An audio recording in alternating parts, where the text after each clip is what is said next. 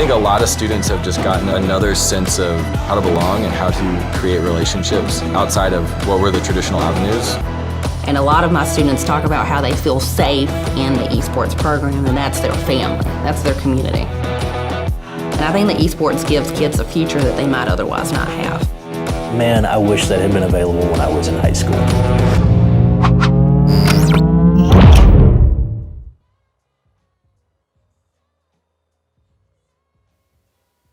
Welcome, everybody. Here we are in Philadelphia. This is the PlayVS 2019 Fall Championship Finals. I am the Doctor, being joined here by my friend Audio. How you doing today, man? I am doing absolutely incredible. We get to watch another series of League of Legends today. We've had an entire week full of amazing performances.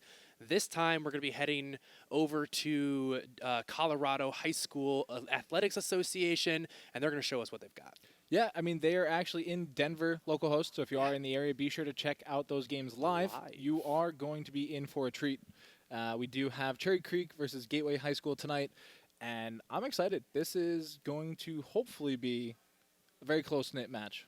Yeah, it's really going to be interesting to see, especially in Game 1, how these teams stack up against each other, because opposite sides of the bracket, they really haven't experienced each other a lot. I'm sure they've done their research, but both teams coming in undefeated to this final, even an undefeated run through playoffs. And so they're kind of both coming in, we don't really know what to expect because we haven't seen a whole lot of weaknesses. We haven't seen anybody actually take them down. How they're actually going to try to attack those teams is something that's going to be really interesting to look at. And I'm sure, as you know, after Game 1, somebody will have lost. And Yes. so we're going to be able to see how these teams handle that loss and, adapt in Game 2.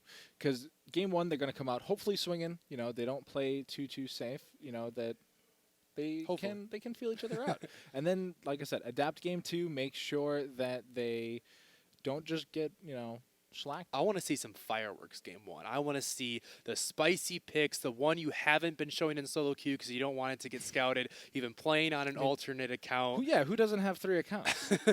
I want to see the mages in the bot lane. I want to see the aggressive top laner picks. I want to see level 3 dives. Go all out in this first game. You have to assert your dominance. Getting that morale boost and getting that early lead can be so important in these series because we have yet to see a Game 3 this week. For these championships, it has always been whoever can get off to an early start is able to close it out. And in the current meta right now, there are so many just win conditions built into the map with the Baron being strong, with the Heralds able to push your advantage, the Dragon Souls, the Elder Dragon. It's very easy for a team that starts off ahead to close the game out. Yeah, and I mean, thankfully Riot hasn't made too many adjustments to these big objectives so far this season. That they put them out in the original pre-patch. They tweaked them a little bit, but they're still letting these game-ending objectives be game-ending. They're not taking some of the criticism that has been levied their way too seriously, and they're letting it rock until somebody figures out either a way to deal with it or that they are actually too much to deal with. And I mean, like you said, that Elder Dragon is something else. 20% execution. 20%. That's huge. And that's on everybody. We got to see it if anybody tuned into the 100 Thieves game today against Golden Guardians. Massive deficit. Golden Guardians able to get an Infernal Soul, arguably the best one at ending the game. 100 Thieves were able to steal that Elder Dragon, push down the mid lane, won a team fight from 10,000 gold behind, and was able to win the game off of it. So grabbing some of those objectives can not only secure your lead, but can also turn around a deficit. It makes this meta so interesting to watch. And it's so different from previous seasons where we've had, Baron be the big game ender. Everybody focusing on the top side, getting that big purple worm because it gave you both, the combat stats, it gave you the minion bonuses that allowed you to push through those towers. Now, they've completely swapped it, in my opinion. Baron still exists, but you definitely want that Elder Dragon more because, like we've talked about, you get that 20%. You get free team fights, essentially, especially if you already have the soul. It's so hard to deal with, especially on the deficit side. Absolutely. Well, Baron, Elder, game ending. a lot of jargon being thrown out there. If you are a little bit unfamiliar with the esports scene, we're going to go over a quick breakdown of just what League of Legends is. At its core, 5v5, there's two teams trying to take down each other's base. There's a couple of towers in the way to defend it. Obviously, the players will be defending their own base. Each team has a choice of over 140 characters they can take into the game. Is it already 140? Over 140. It feels like just yesterday They've been 60. rapid fire releasing them lately. But we will be going through a draft phase where these teams can, not only choose their own champions they'll take into the game, they'll both have a turn, picking them for their players, but also ban some away if they think they're too strong, or if they know their opponent, have looked at them, say, hey, they're really good at this character, they can take that off the table. And we talked about earlier about players having multiple accounts. There is a lot of resources online where you can look into, your opponent's match history. Do your homework. Their previous matches, see what they're playing, see how they're playing it, because you could see them on, character X, and they don't do so hot, so maybe you don't worry about it. Whereas on character Y, they're just popping off. They're doing so good. That's definitely the character you want to take away. And so like you said, they are going to have bans. It does come down in 2 separate stages. We do have our first ban phase where each team will ban away 3 champions total, 1 apiece. Then they'll go into their first pick phase where once again they will pick 3 champions. 1, 2, 2, 1 in that order. Then we hit our second ban phase where once again alternating bans for 2 more, and then they alternate for the last couple picks there. Yeah, and one of the most exciting things to watch in these multiple game series, it is going to be best of 3 this time around, is really looking after game 1, because both these teams coming in undefeated, I'm sure that they have picks that have gotten them to this point, that have found them success, and obviously those might be targets in the initial pick and ban phase.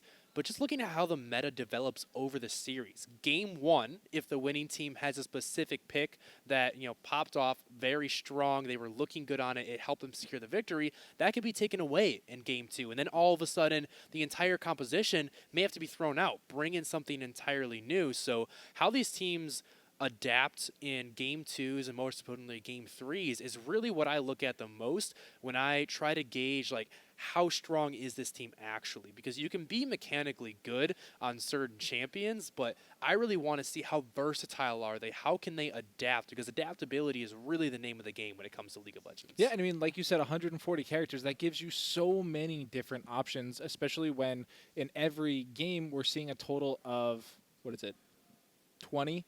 10 pick, 10 ban? Yeah. 20 different characters. That's 70. Well, not really 70, but it's a Quick lot math. of options. Never do math on stream. It is a lot of options, and even when you ban them away, you still have more.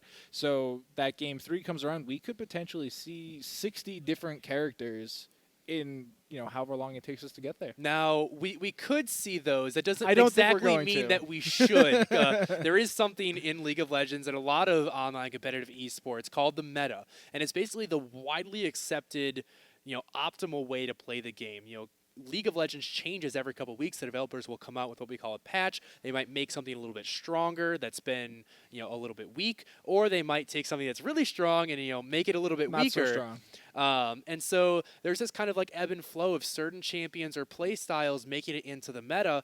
And so it'll be interesting to see if these players want to go for more meta picks, ones that are just generally accepted to be strong. Or the other side of the coin is what we see are called pocket picks, where one player might have practiced a specific champion to the point where even though they're not very strong currently, They make it look strong. they make it look strong. They're just so incredibly good at that specific champion. So that's another thing to think of when you're going to this pick and ban phase. That's where that homework really comes in. Maybe champion X, Y, and Z are strong, but maybe player 1 is so good at champion Q. Yeah. And if you don't know that, if you let it through, then that can just decide a game all on its own. And you mentioned patches. This is the 2019 fall season. We've been at it for quite a while now. It is, the grand final setup now. So maybe what we saw these players play earlier in the season has changed. Maybe it is not so good. And, play versus, it is a high school organization that is set up in place to make sure that these players have somewhere to play. They have so many different titles right now. They have League, Fortnite. Just added Fortnite. Yeah, by the Fortnite. way. It's free to play. You get to play in a battle royale, which is super fun. I love playing them. And PlayVS, like I said, it gives them somewhere to channel this type of competitive drive that might not be being met elsewhere. Yeah. And so they can, get together, join this league, play to their heart's content, and they could end up here. They're in a LAN center in Denver right now, preparing to play this set. And that's the incredible thing. We got to give a huge shout out and a huge thank you to PlayVS for just setting this event up. Yeah. I mean, they've been doing amazing work all over the country. They've been setting up esports leagues in high schools, rivaling the traditional sports of like basketball, baseball, football. And this isn't a club. Like, this is a full-fledged sports. There's players, there's coaches, there's regular seasons. I mean, it is the whole 9 yards. And these players that may not have been interested in those traditional sports have now found their niche. They've found their area where they can be competitive, they can do something that they're passionate about. So it's really just an incredible thing that has exploded. The industry has gotten so large over the last couple of years. I wish it was around when I was in high school. Oh, I would've been definitely. all over it. And, really PlayVS is doing incredible work. All right, so we are going to take a short break, guys, while we prepare ourselves and the players prepare themselves for what we expect to be a very exciting series. So stay tuned, folks. We will be right back. Type for women in video games. A lot of people tend to think that we're not very good. Sometimes the male players get a little snarky, and sometimes I do have to put them in their place. 1v1 me, bruh. Come at me. I was bullied relentlessly in school, so video games became my escape. And eventually I started entering tournaments and making a name for myself. A lot of people thought it was a joke, but I was really excited. I went before our Board of Education and presented the case for esports. We talked about the benefits of playing video games. You build teamwork, critical thinking skills, problem-solving skills, communication. These are skills that companies are now looking for. And also, I brought up the child that won $3 million in Fortnite and discussed how students had a future with esports if they could win money and go to college on scholarships. We made an announcement 2 days after the board approved, and I had about 450 students show up, and it was a little overwhelming to think about how am I going to teach students how to play this very complex game. There are a lot of different types of students in my program, and I have a lot of students who say, they come to school for esports. They know that they need to do well in class. Otherwise, their teacher will call me and I will come up to their classroom and sit in that class and make sure that they're doing what they need to do. A lot of them are now maybe at B's when earlier they were C's or D's. I had a student graduate last year. He told me that he was going to drop out, that he didn't like school wasn't for him, and then we announced esports, and that's kind of what saved him, and he graduated and now he's in college. That meant a lot to me. I tear up a little bit every time I think about that child. Every school really does need an esports program, simply because, in my personal experience, a lot of these kids that play esports, for various reasons, they can't play a physical sport. But esports is it's online, it's at the school, it gives students a place where they can feel safe and they belong. Because back in the day when esports and video games weren't mainstream, you were bullied relentlessly for it. And a lot of my students talk about how they feel safe in the esports program, and that's their family, that's their community. Being an esports coach means to me that I have a huge responsibility to these 65 children that are in this program. Despite the fact that I have no idea what I'm doing half the time, they are counting on me to give them guidance in this game so they can win and go to playoffs. It's more than just being a coach, it's being there for students who might not have anybody who's normally there for them. It's about encouraging them, loving them, and showing them that you can do something like this and be good at it and go off and have a future.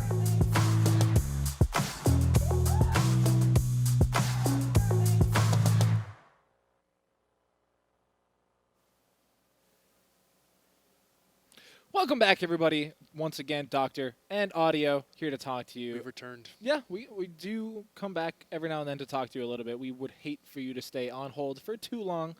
We wouldn't want you to go anywhere. But tell me a little bit, Audio. You've been here a couple more days than I have. Tell me about how great PlayVS is. PlayVS is really great. And we talked a bit about him before the commercial, and just the fact that in these high schools, I mean, esports is a really relatively new industry. 10 years ago, when you were thinking esports, I mean, you were still thinking like small land setters. I mean, the stigma was you've got these nerds out there who don't shower and who all they do is play video games all day. And I'm not saying that's entirely untrue. There was a reason for that stigma, but it's really exploded into this awesome industry where now when you look at the very top level, you're seeing players who have teams with multi-million-dollar organizations behind them, coaching staffs, physical trainers, dietitians, all of that. They're competing in seasons with tens of millions of dollars of prize pools. You're like, whoa, where'd this come from? Yeah, I mean, especially in like things like Dota, Counter-Strike, things like that, the numbers can get pretty crazy. And I mean, 10 years ago, like you said, I believe I was in 8th grade, getting ready to head into high school, had never heard of competitive video gaming even at all, outside of like game battles. And it's come so far. I wish we had something like this back when I was there. And that's what PlayVS is trying to provide. For all these students who are looking at these top levels and falling in love with esports, wanting to get competitive, there is now a scene thanks to PlayVS. All right. And speaking of PlayVS, we do have the bracket here for the CHSAA. This is looking pretty good. We do see them come all the way through. As you can see there, folks, that champion little tab there. It's still waiting. It's unnamed. We have to see who is going to take that crown home today. And right next to it, we see who those two teams are going to be. Yeah, we're going to have the Cherry Creek varsity team going up against the Gateway High Olympians. Such a good name. I love it. The Olympians and the varsity team. I mean, what better way to show that you are the best of best? Just name your team varsity. I mean, just having that representative. But once again, both these teams coming into this final match undefeated, not dropping a single series through the season, through the playoffs. They got all the way through the top 8. Now going against each other. Someone's always got to go. Nobody's going to leave this one undefeated. We're not going to have 2 champions. There's not going to be any ties in League of No Legends. collusion here. Even if it takes us 4 hours in a single game, God forbid, we will crown a champions today. Going to be Cherry Creek going up against the Olympians. So you may have just cursed us because I don't know how much you know. I hope not. But so way back when, back in 2012, I believe it was, there was actually a 3-day-long series in League of Legends. It was the good old CLG-EU match. I don't remember who they're playing because I've kind of blocked that out of my mind. But yeah, it took them, I believe it was 3 days almost exactly. So I feel like I remember talking about that, but that was more like... It was technical issues. There was technical... Okay, so it wasn't a 3 day straight of players playing the game. No, this isn't Quidditch. Okay. Like, we do take care of our players a bit better than that.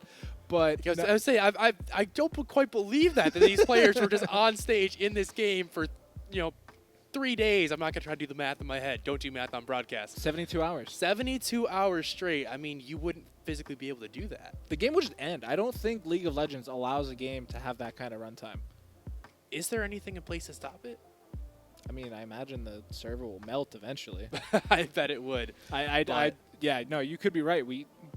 Pointless argument, though. We're probably not going to see a 4-hour game or a 72-hour game because, like we talked about, the meta has gotten a lot more fast-paced. There's a lot more game-ending mechanics where, Riot has really pushed us away from those longer games. They want it to be faster-paced, want it to be more exciting. But not too fast, which I think is very nice because we've seen that in the past where we have seen, 17, 22-minute games before.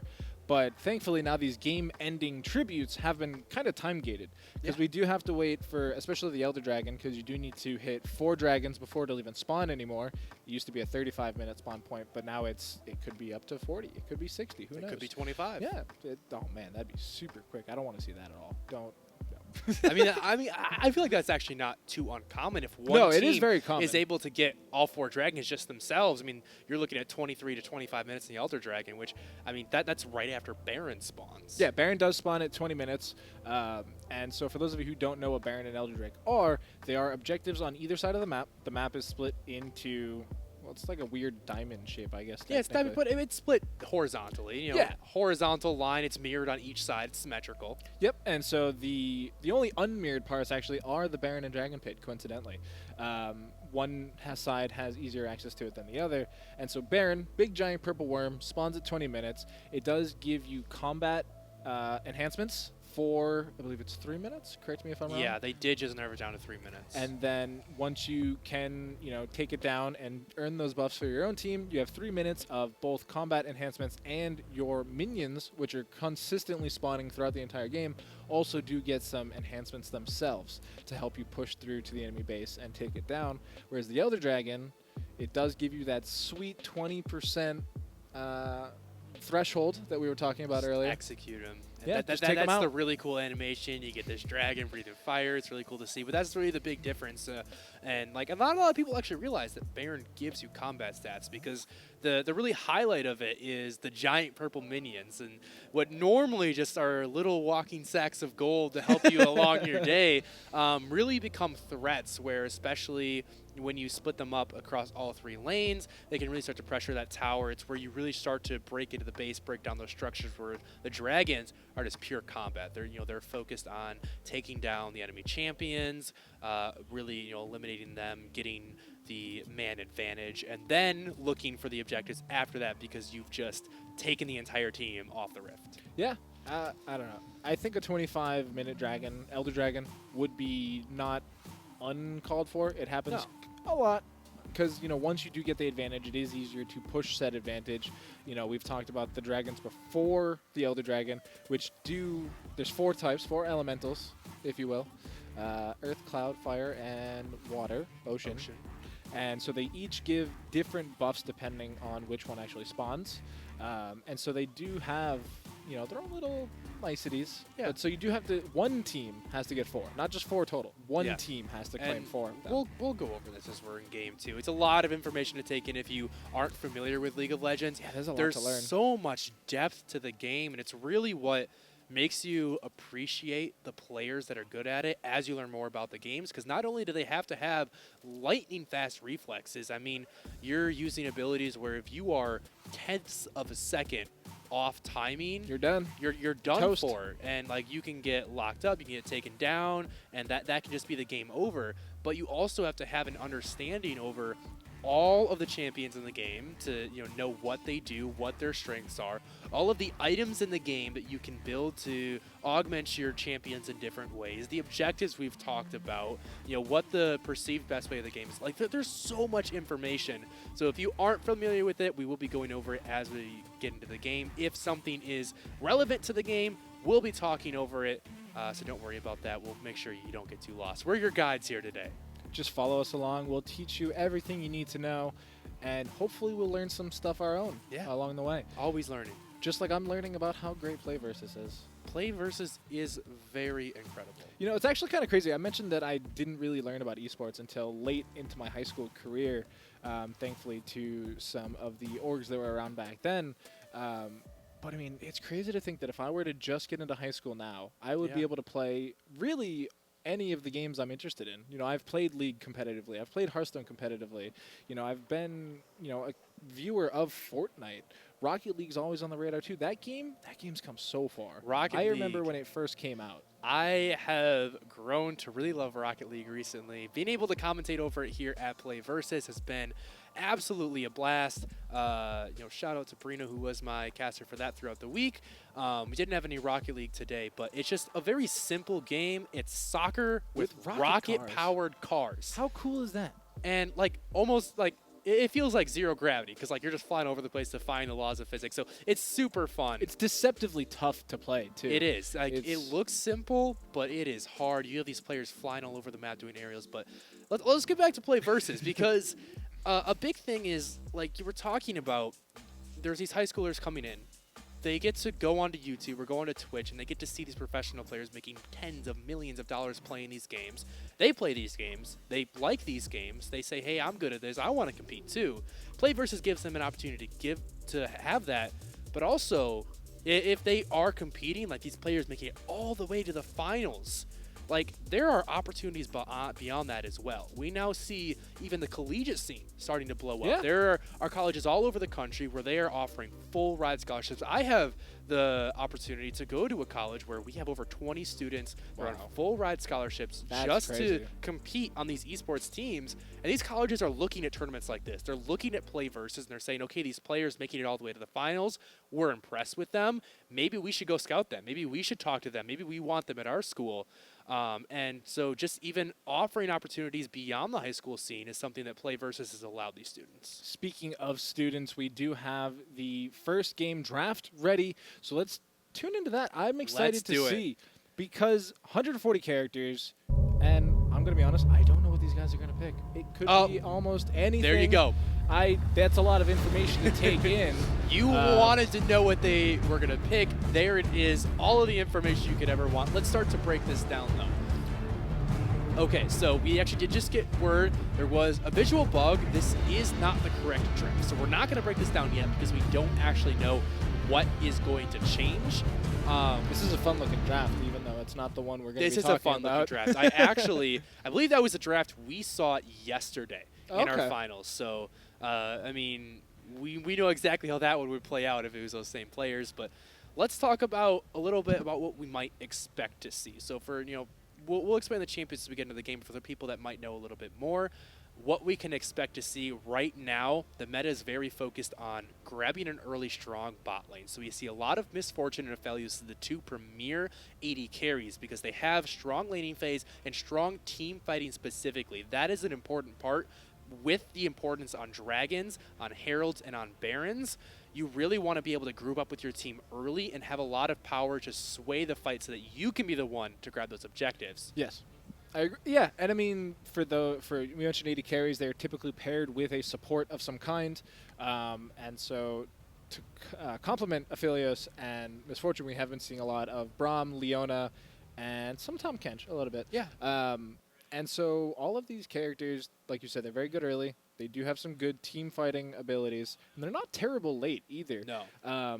But depending on what your team is focusing on, there are some late game options as well that don't fare too bad, early on. We've talked about the Senna, just you and I personally. Senna, yes. Varus is another pick that has been, middling through, and it appears we are finally into the champion select here. You can see Cherry Creek banning away Renekton.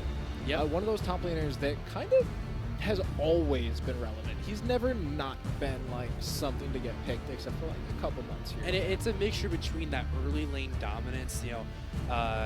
He can be very strong in the 1v1 because he has CC. He's got healing based into his kit. Can also be very hard to die. So if he does want to play a weak side of the map, he can use that dominance to try to turn around a 1v2. But then just the utility of the point and click CC is so strong in team fights, getting on top of a carry.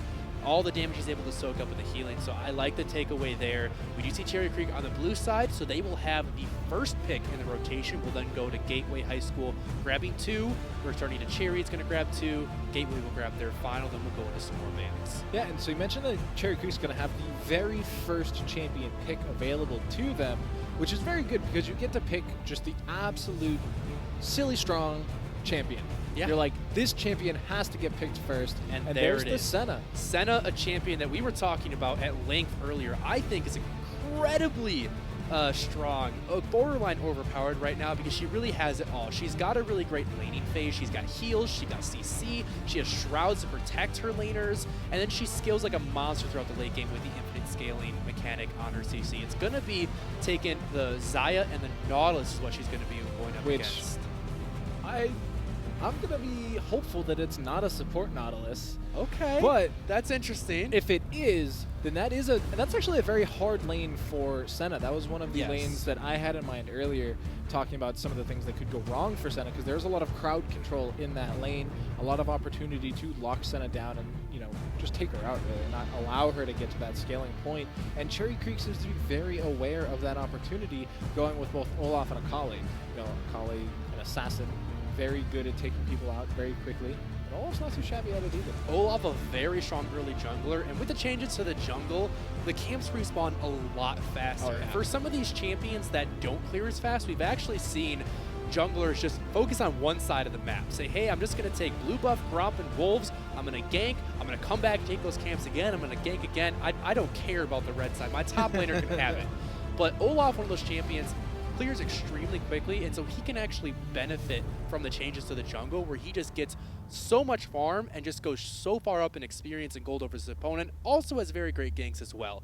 What I'm seeing from Cherry Creek is a very early game focused style. They have this Senna, which is a very safe bot laner, and they have this Olaf and this Akali, who once Akali hits level 6 will have a lot of takedown pressure, and I expect them to probably grab a strong top laner and really focus on the top half of the map. Yeah, so I mean, looking at what has been banned away, that is not what I was going to expect as a top laner. I'm going to be fully honest with you. Because you mentioned strong top laner. I do not think of Camille as a strong top laner right now. I mean, she can be. A lot of the champions on Cherry Creek actually have a really high skill ceiling. When you're looking at the Akali and the Camille specifically, those are probably going to be the carries on them. Oh, definitely. They can be horrible.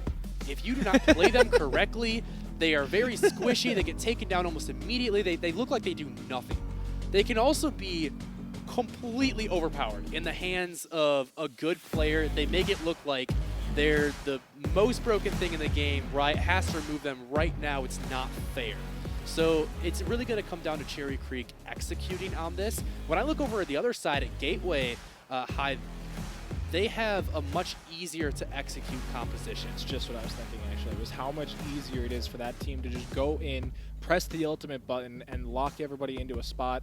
And we're heading into the game to see how these people are actually going to go. We already have a flash. Yeah, I heard flash. Oh man, that's so interesting. I don't know if so these what are, I'm assuming it's since it says Gateway top, I'm assuming it's a top lane. Yeah, and we do see Mordekaiser up there in the top side. What I assume happened there is Gateway was hanging out in that top bush.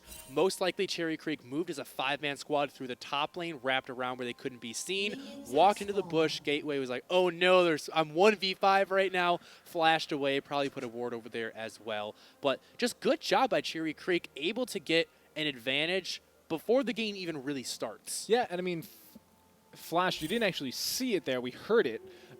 It is an ability that just kind of teleports your character. A very important one. You can see every character in the game has it. It's pretty much universally required to play the game. Except for like 2 champions. Yeah, if you just want like straight speed, there's a couple of better options, but it's really important because of the versatility of it. You can use it to close a distance forward, you can use it to escape, it can go over walls.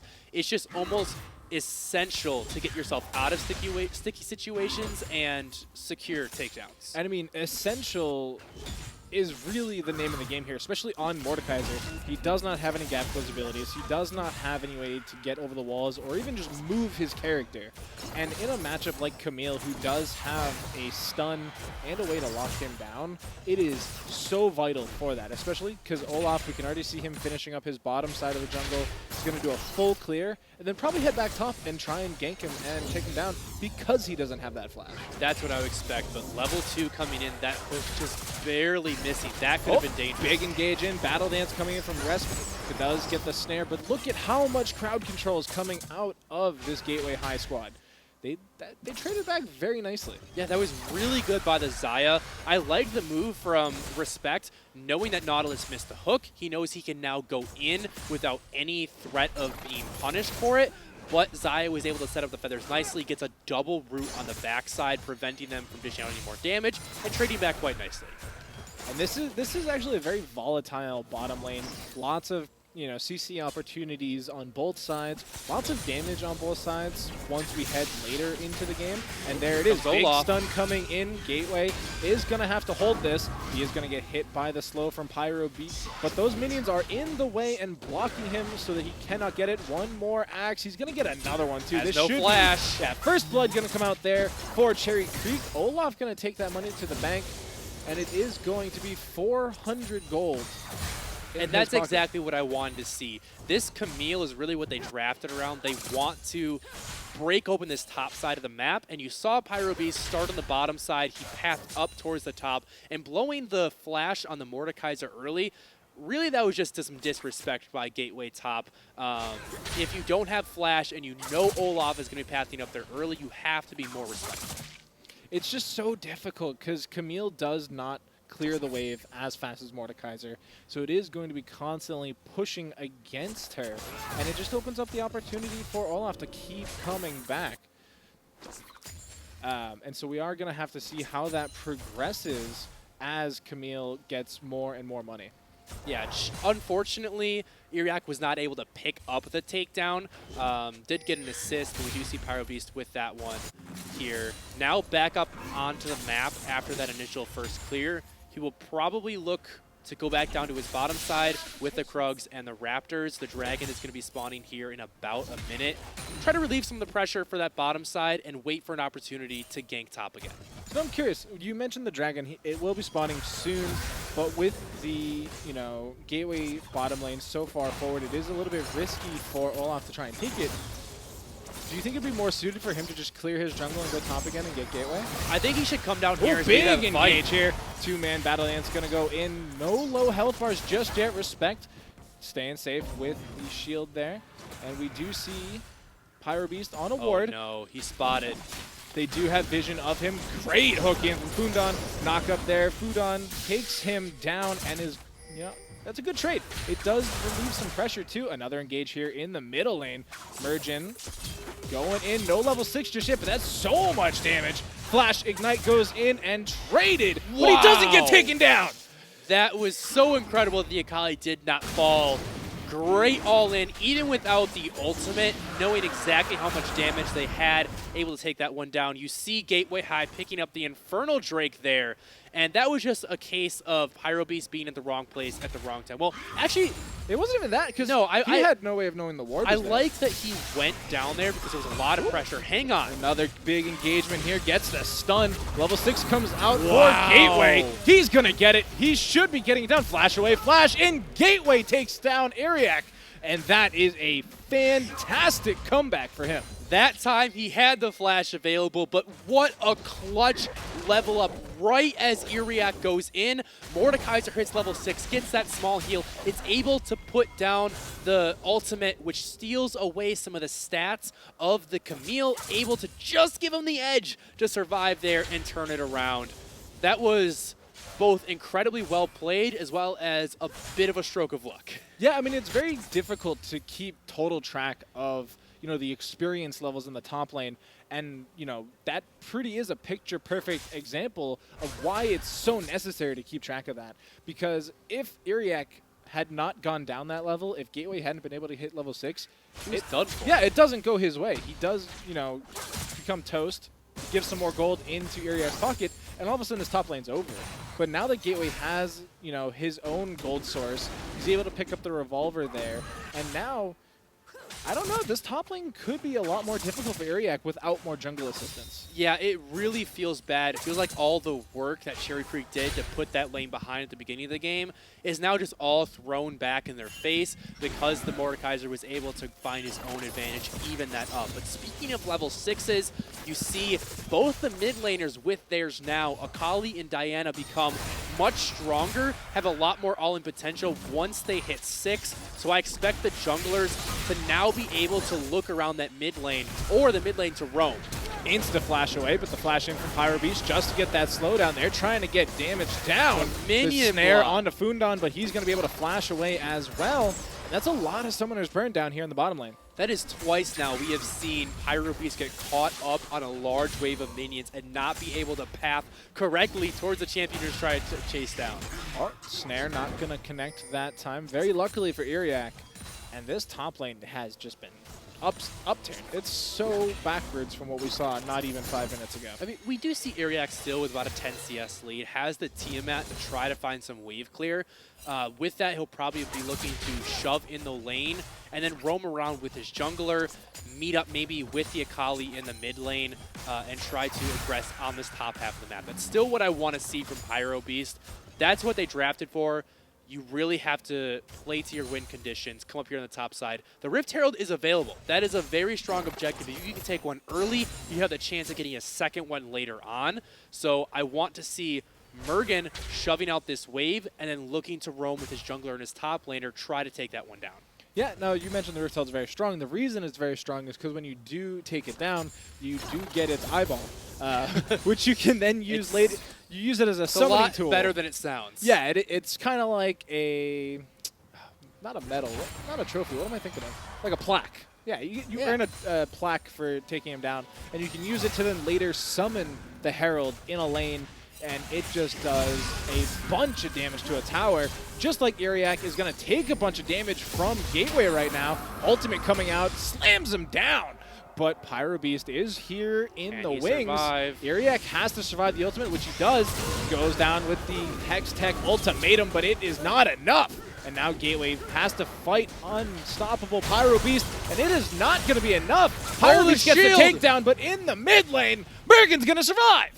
Geog able to save his mid laner from certain demise with that ultimate. This is why Senna is so strong. There is so much built into her kit. She's able to cross map without giving up anything, save her mid laner. That was absolutely huge. Up on the top side, we did see the Mordekaiser finding again the solo takedown. The Camille missing that hook shot meant she had no way to get out of that circle of damage that Mordekaiser was putting down. The ult as well coming in. You can actually dodge the Mordekaiser ultimate with the Camille ult if timed correctly, because it gives her an untargetable frame, but it's very hard to pull off. I did not know that, actually. See, I told you I was going to learn something today, and here it is. But it's actually interesting because if you look back at that hook shot, before the little alcove there was added to the rift, that would have connected to the wall. Most likely. And so it's just really unfortunate there that, you know, it kind of whiffed. But here we see Iriak going in once again. Kundan taken very low. Battle Dance and the Charm going in from Rakan. He's going to get taken super duper low. This is why we lose taking the first blood of this battle. And now Iriak going to get snared up again. Oh, but that's a great great hook shot to be said. And so now here comes Pyro Beast just running through everybody. Not going to get the kill for himself, but Mergen says, hi, hello, here I am, and takes it for himself.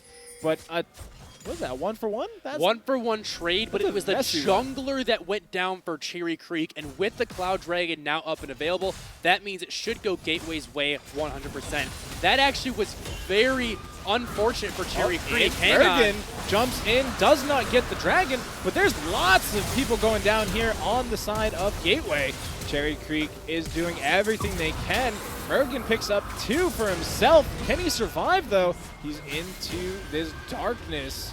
And no, he cannot survive is the answer to my question. I don't know about that one. Your jungler is down. There is really no chance to actually secure the objective. And you know, I just don't see the Akali without her ultimate being able to turn that one around. Senna almost pulled back. Almost pulled back a little bit. Taken down there, but at the start of that all, Iriak was taken down. He respawned and just walked straight to the bottom lane. They wanted to find a takedown so they could get that dragon. The fact that the roam did not work out and it was still Gateway that came out on top was absolutely huge. It was a numbers advantage for Cherry Creek, but Gateway bought the time and turned around the fight, took down the jungler. Really unfortunate. If that had gone Cherry Creek's way, it would have been a massive advantage for them. Yeah, and I mean, being the second dragon, you may have seen that there's this weird aura resonating from the dragon pit that simulates. I can't think of the word. It basically tells you that the soul has now entered the map. The dragon soul has entered the map. It was an ocean drake, and so we already have an infernal and a cloud. Yes, let's talk about that soul because it's the biggest change of this season. Basically, after the first 2 dragons, the next dragon to spawn, which on this map is going to be the ocean dragon, changes the entire map. And it will now be the only type of dragon that will spawn for the rest of the game. You won't see any more infernals, any more clouds, any mountains. It's only going to be ocean dragons. Now, the first team to get to 4 total dragons will get an Ocean Soul. It depends on what that third dragon is. Ocean Soul, very powerful one. Oh. Hang on, we'll talk about that in a minute. You can keep talking. I can't tell if they're going to go in or not. No, but basically, it allows you to regen health while damaging champions. So it's very good in combat. The soul. If you get 4 dragons, you get the soul. You can have in-combat health regeneration, which is crazy. Basically a free Mundo ultimate for every member on your team. It's very powerful. Ocean Infernal are really up there in strength. So both these teams, now that the soul is available, are going to be looking to pressure that. Right now, Cherry Creek, it's not the end of the world they didn't get the first 2 because the individual dragons aren't that strong.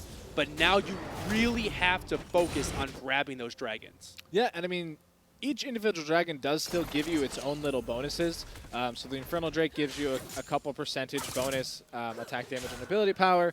The Cloud Drake gives you 10% bonus cooldown reduction for your ultimate, which you were mentioning you think that's the strongest Hang one. on. Oh. Oh, big snare in, but nothing going to come out of it. Yeah, the Cloud Drake, in my opinion, is the best Drake to get like just by itself. I don't think the Rift is that strong for Cloud, but individually, Cloud Dragons are very strong because the more times you ult, obviously, the better. You want to use those key abilities. Yeah, and so the Ocean, however, the individual Oceans give you out of combat health regeneration, a percentage of your HP, which is very useful in teams that like to skirmish, not like full-blown battle. They just like to play like Kind of hit and run. yeah, think the American Revolution. And so when you get 4 of them, it's very compounded. You do get...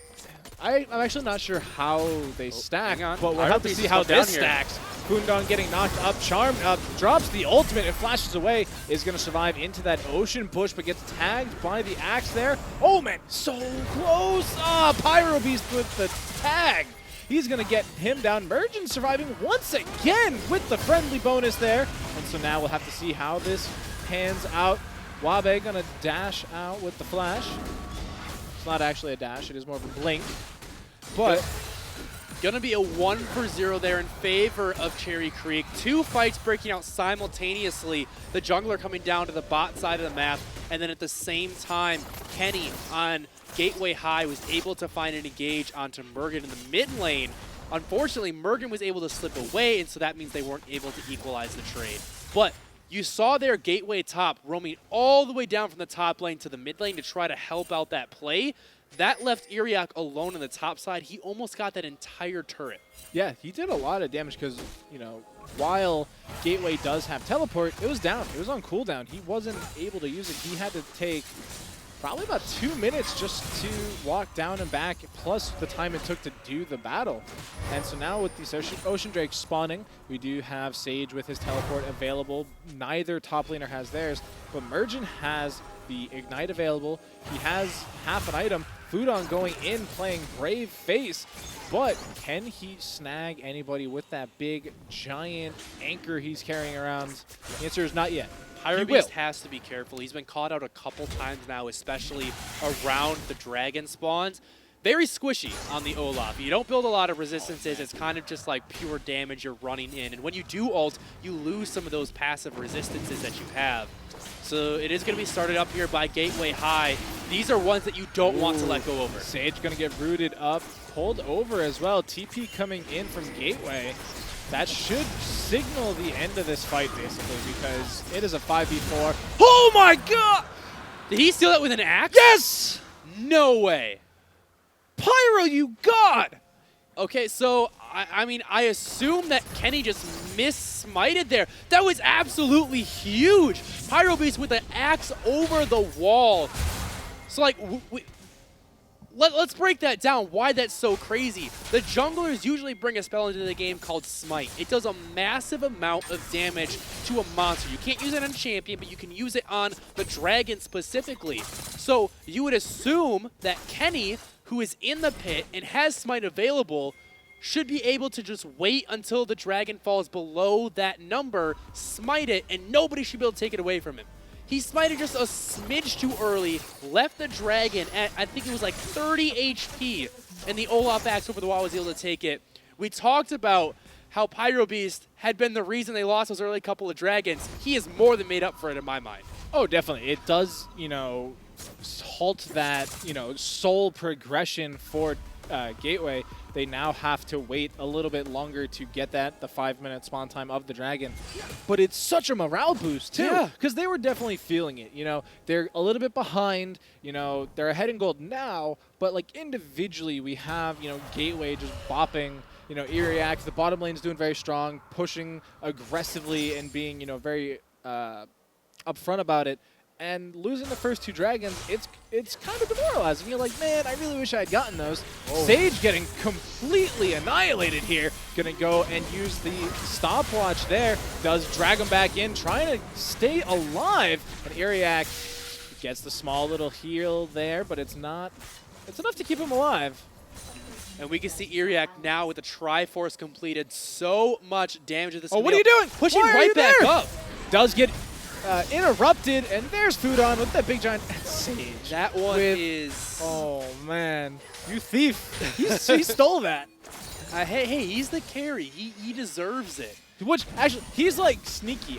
He's won 1 in 3, but I feel like he is doing way more work than that scoreline shows. I agree. Diana, very strong champion right now. Really good team fighting assassin, but also a lot of single target bursts as you saw there. But Iriak, actually very strong, has the Triforce completed, almost completely soloed him out. But the Zanya is able to buy enough time for his team to join. Meanwhile, while that fiasco was going on, first turret went down. What are you doing, my friend? You are not long for this world. And he's going to get shut down there. Big engage coming out here. 4-man charm coming out of Respect. He is definitely earning it. Mergen going in as well. There's no longer a tower here to protect them. Mergen taking down the 80 carry of Gateway. And this team is getting annihilated. That is double kill for Mergen. 4 down, and Cherry is going to be pushing into the base. Mergen just smurfed on Cherry Creek right there. That all starts off with Gateway top. He is behind he is behind Cherry Creek, and he says like, hey guys, we have them surrounded. I can come in on the flank. We can win this fight. But then Cherry Creek back off, and they actually get to Gateway before the rest of the team is able to collapse. And so what starts off as a flank for Gateway turns into a 1v5 as Gateway top is just broken down. And then Mergen, once they have the numbers advantage and he doesn't have to worry about the Mordekaiser ult, just pops off in the back line. It was just a really odd call there from Gateway as a team, not just the top laner. Yeah. Because even once Gateway top gets, caught, the rest of the team still's like, hey, we'll save you, we'll help you. And that just opened up the floodgates for Respect to get in there with that battle dance, get in with the charm ultimate. He got all 4 members. That was beautiful. Oh, man. And Respect for respect. yeah, and it was easy picking after that. Mergen, he was 3-1-2 before that. All the king's riches in his back pocket, and he came away with even more. That he did. Now, 20 minutes into the game, we see a 6,000 gold lead here for Cherry Creek. That is massive. They are definitely in a very great position. Next dragon is going to be spawning in about a minute. You can see them trying to move in, trying to get some vision control. They grab that scuttle, which is going to grab them just a permanent ward that can't be taken away right in front of the dragon pit. It also gives them a small move speed boost if they walk over it. As you can see the little ghost animation beside Pyro Beast. There is crucially one ward in the pit that is going to allow Gateway to know what's going on. No longer. They did put down that control ward to kill it, but Kenny has a little bit of his own. Jemson gets the smite steal. He's going to walk away with the dragon, and the ultimate coming through from Senna heals up the entire team, but everybody is so low for Cherry Creek. Iriak takes down Why We Lose, and Diana is in the background. That Zonius does not keep her along, but Mergen is smurfing. This guy gets a double kill, and he's still going. Gateway top gives his life for Mergen's triple kill, and that could be the game. They have a super minion available in that mid lane. We'll see if they decide to march it down.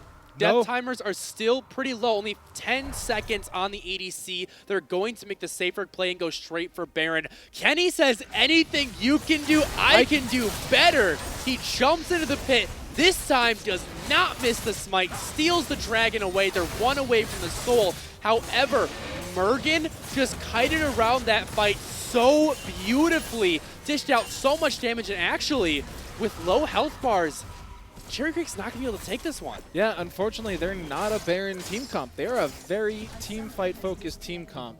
And now that we do have the pause, That's probably why. What? Respect disconnecting there. They want to make sure they're not caught around the Baron, a member down. He is now reconnected, so hopefully that's all solved for him. But they do have a slow Baron team. Cherry Creek winning the fight, Gateway getting the dragon. On face value, that is going to be an advantage for Cherry Creek because they got multiple takedowns. They got a large influx of gold into their pockets. They can turn that into items and be stronger for the next fight. But Gateway now one dragon away from that soul. And these souls are so incredibly powerful. If they're able to get 4, then yes, that fight, getting the dragon, is going to be worth it. And as this game progresses, it's going to be very interesting because the team comps are kind of like split in terms of early game and late game. You know, Iriax Camille is going to be able to solo push lanes later on and just kind of win the game on their own. But this Akali already has 8 takedowns. That is an absurd amount of gold and allows them to just, you know, rip through these team fights. But Olaf as a champion traditionally does not do very good late game, especially when compared to Sejuani, who's just a CC annihilator. Unstoppable coming out there for Pyro Beast. Big cooldown. Yeah, he's not going to have that available for this Baron fight if they do decide to take one. And when we're talking about scaling, I actually definitely give the edge over to Gateway. When you're looking down the line, Camille is going to win out in the 1v1 in the side lane, but Mordekaiser, a much better team fighter, and that's what their composition is really set up to do. Later on, being able to isolate one target with the ultimate and just having all that AoE damage is very important. Diana is as well. The Akali is incredibly far ahead right now. It's going to be a while before the Diana actually catches up, but Diana, with the shield, has a little bit more survivability, can also itemize a bit more defensively with things like the Rod of Ages, buy some health in there, whereas Akali traditionally goes super damage. So I think if we're talking super late game, 5v5s, Gateway definitely has the advantage. Mergen going in aggressively, forces the flash out of Sage. Zhonya's popped as well. Tower gonna do a lot of work here, but it's not enough! Mergen is dominating this Gateway squad, and the flash away from Gateway. He's forced to burn his own, and Geog does some damage. He absolutely does. Good job by Iriak to stay alive in that Mordekaiser ultimate, not falling down. The rest of the team just waiting around that little orb for that Mordekaiser to pop out, do eventually take him down despite him flashing away. Not able to turn it into anything just yet. They're on the Baron. This could be interesting. Those control wards obviously giving vision through the enemy control ward, but those are gone now. They don't have vision on this Baron, but it still seems like Cherry isn't ready to try and take that smite fight. Yeah, they have low health bars right now from the fight top lane. Both the Akali and the Olaf are, were below half health until Senna just healed them up. And also, they just don't want to take the 50-50. We've seen a wild swing this game with objectives. 2 dragons already being stolen this game when they should have been locked down tight. And so knowing that Kenny was just over the wall, has the mobility to jump in there and potentially steal that one away, they don't want to take that risk. It's actually, I'm still thinking about that dragon steal from Olaf with the axe. Because you mentioned crazy mobility to get in the pit. Kenny has hit more smites this game. Hey, you know what? I mean, Olaf still won away with the Q, but if we're just talking smite v smite, Kenny does have a better track record so far. That's going up on the high school Twitter. Everybody's going to see it, and they're going to be like, man, Pyro Beast is cool. But, all right, so looking at this game, Dragon is now up. Vision completely in the control of Cherry Creek. This is a must-take-away Dragon from Cherry. If they do not get this Dragon, the Ocean Soul is it's Gateways. They do then heal up every time they hit an opponent, and it opens the Elder Drake. And they're doing a really good job. They got in here early. They cleared out some vision. They do have a big wave crashing into their top turret, but they really want to focus on the fight. Sage going in aggressively, gets a 2-man ultimate, and he puts so much damage down onto Mergen, but the Zhonias keeps him alive, gets over the wall, too much damage in the hands of Cherry Creek. Everybody is dead except for Gateway, and now he has to survive 1v5, and I don't think he can do it. He is going to get taken down eventually here. The ace coming out for Cherry Creek. And do they finish it? They might be going for it. There's 20 seconds left on the ADC in support. They're at least going to go for the inhibitor and potentially fall back to the Baron or the Dragon. I don't think they can end the game here. No, they don't think so either. Yeah, you can see Respect was thinking about it, but gonna pull off. Probably gonna go for the Dragon, like you said, just to deny that Soul work towards themselves. But what a fight there by Cherry Creek. Able to get onto the Xayah so early. Didn't even have time to use her ultimate. The instant engage by the Rakan Mergen just taking him down so fast, the blink of an eye. And with that ADC gone, all of a sudden, you lose consistent DPS for the entire team. All you have is frontline and a Diana that's pretty far behind. Well, I mean, something that may have slid under the table there was just how much damage Diana did to Mergen there. Yeah. If not for that Zhonya's, he would have gone down, and then it's a completely different fight at that point because he was forced to use his ultimate defensively to get over that wall to try and get away from Sage. If you can take out this Akali 10, 1, and 5, that is a massive amount of Cherry Creek's gold on Akali's head. And so all of a sudden the fight becomes, even though they're 9,000 gold behind, you take off the Akali, like it might even be almost even then. I would love to see how much gold this Akali has because she probably has like 3,000 gold lead over Diana, 4,000 gold lead. So I mean that's a huge portion of the team's total. Absolutely agree. Right now we do see Iriak. He has a teleport available. Could be pushing on the side lane, gateway top, a little bit slow on the rotation. He also might go has his down. teleport though, so He does. He is matching, and it's going to be very interesting to see how they play off each other because both of them have a way to interrupt the teleport. Big engage here, 3-man charm. The lockdown coming in as well. Foodon very low, still alive, gonna get taken down eventually. Xayah follows shortly after, double kill for the Olaf, and so now Mergen still just going through the fight as he pleases.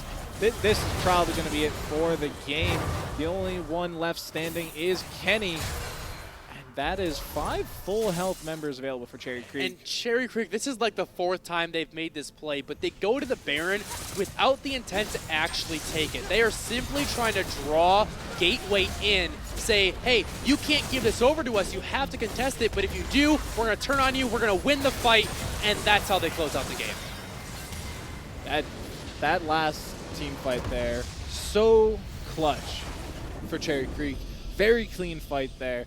They managed to take the entire team out without losing any of their own members. They didn't even need to go for those game-ending objectives that we were talking. We spent so much time talking about them too. The Elder Drake, the Baron. It's all so important. It's a really viable strategy too, because with so much priority being put on those objectives, if you are a team that's ahead, you know that the team that's behind wants to get at them for a chance to come back in the game, and so you dangle it like a carrot on a stake for their head saying, come get the dragon, you know you want the Baron, and then they just turn on them as soon as they show up because they have control, they have the gold lead, they have a better chance of winning the fight, and that was just really massively done by Cherry Creek. If you start the Baron, you open the risk for the jungler to dash in and steal it away. And then the game's blown wide open. If you never start the Baron and you just threaten the Baron, it's a much higher percentage of actually finding the fight, closing out the game. A really smart play by Cherry Creek. Yeah, Cherry Creek had a very masterful control over the vision game too.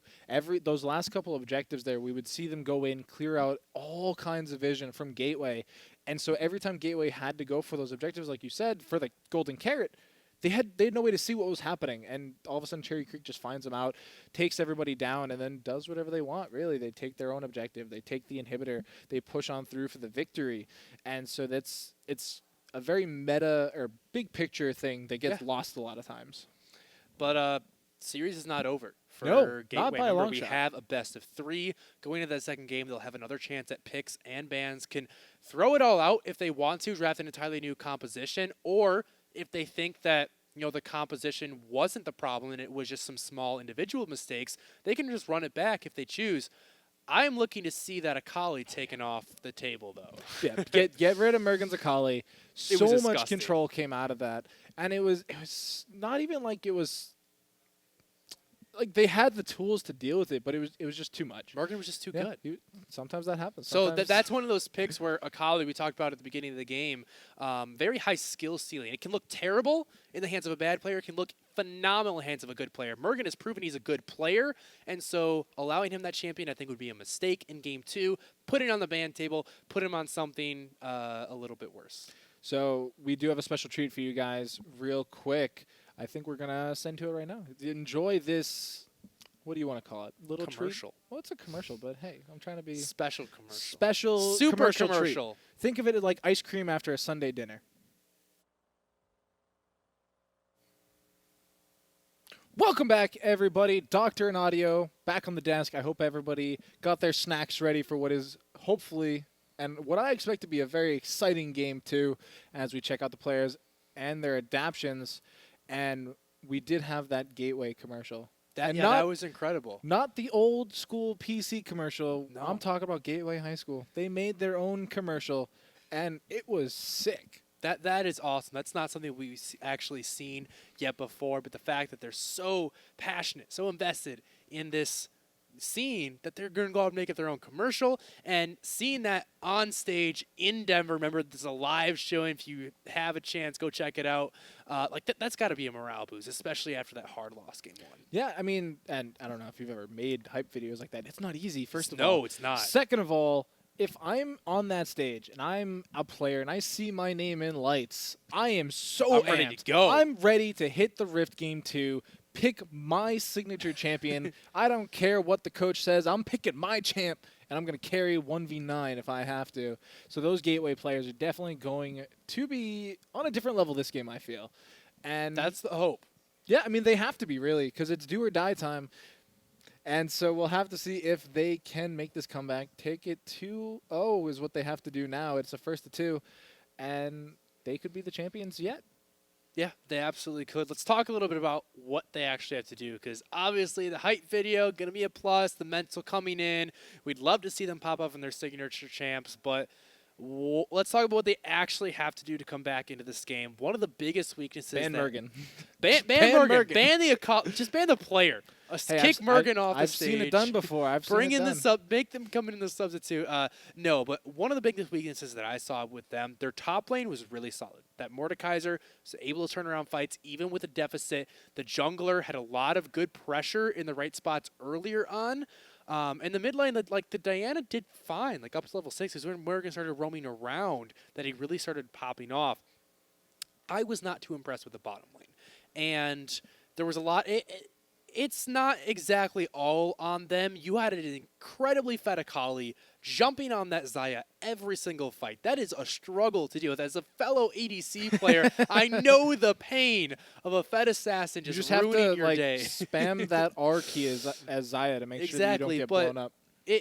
There was a lot of times, a lot of crucial fights, especially around those dragons, where the soul could have gone their way if that Xayah had stayed alive.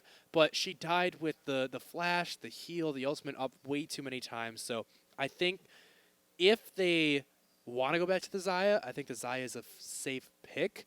But I would like a little bit more of a defensive support and just some more resources thrown onto the bottom lane. They were kind of just tossed to the wolves. The Sejuani was there for a counter gank once in a while, but there was never any proactive plays, never any investment in the bottom There was lane. no counter map plays either. Yeah. Like, Mordekaiser was already ahead. He was winning the 1v1s. Olaf spent a lot of time down bottom, and Sejuani didn't do a whole lot cross map. No. Like, there could have been a lot more activity mid lane, helping that Diana get ahead of the Akali instead of just trading. Could have even snowballed the top lane even harder. Keep ganking top lane and maybe take down that first brick instead of giving up the first brick. And so I would like to see a more proactive jungler. Sejuani is one of my main champions that I play League of Legends wise because it's just so darned easy to play. But you have to do more. You need more activity. Sejuani is actually a little strange because she has a deceptively strong early couple levels, but she starts to fall off mid-game and really comes back online later when she gets those resistances. She's just impossible I much to take down. more prefer, though, the Jarvans, the Rek'Sais, the Elises, champions that Not so once much they get Elise. to level 3 are just so incredibly strong. Elise can die very effectively. Hard to pull off, but a very strong, especially if you can get the Elise-Renekton duo in the top lane, is hands down, in my opinion, the best top lane duo that you can get.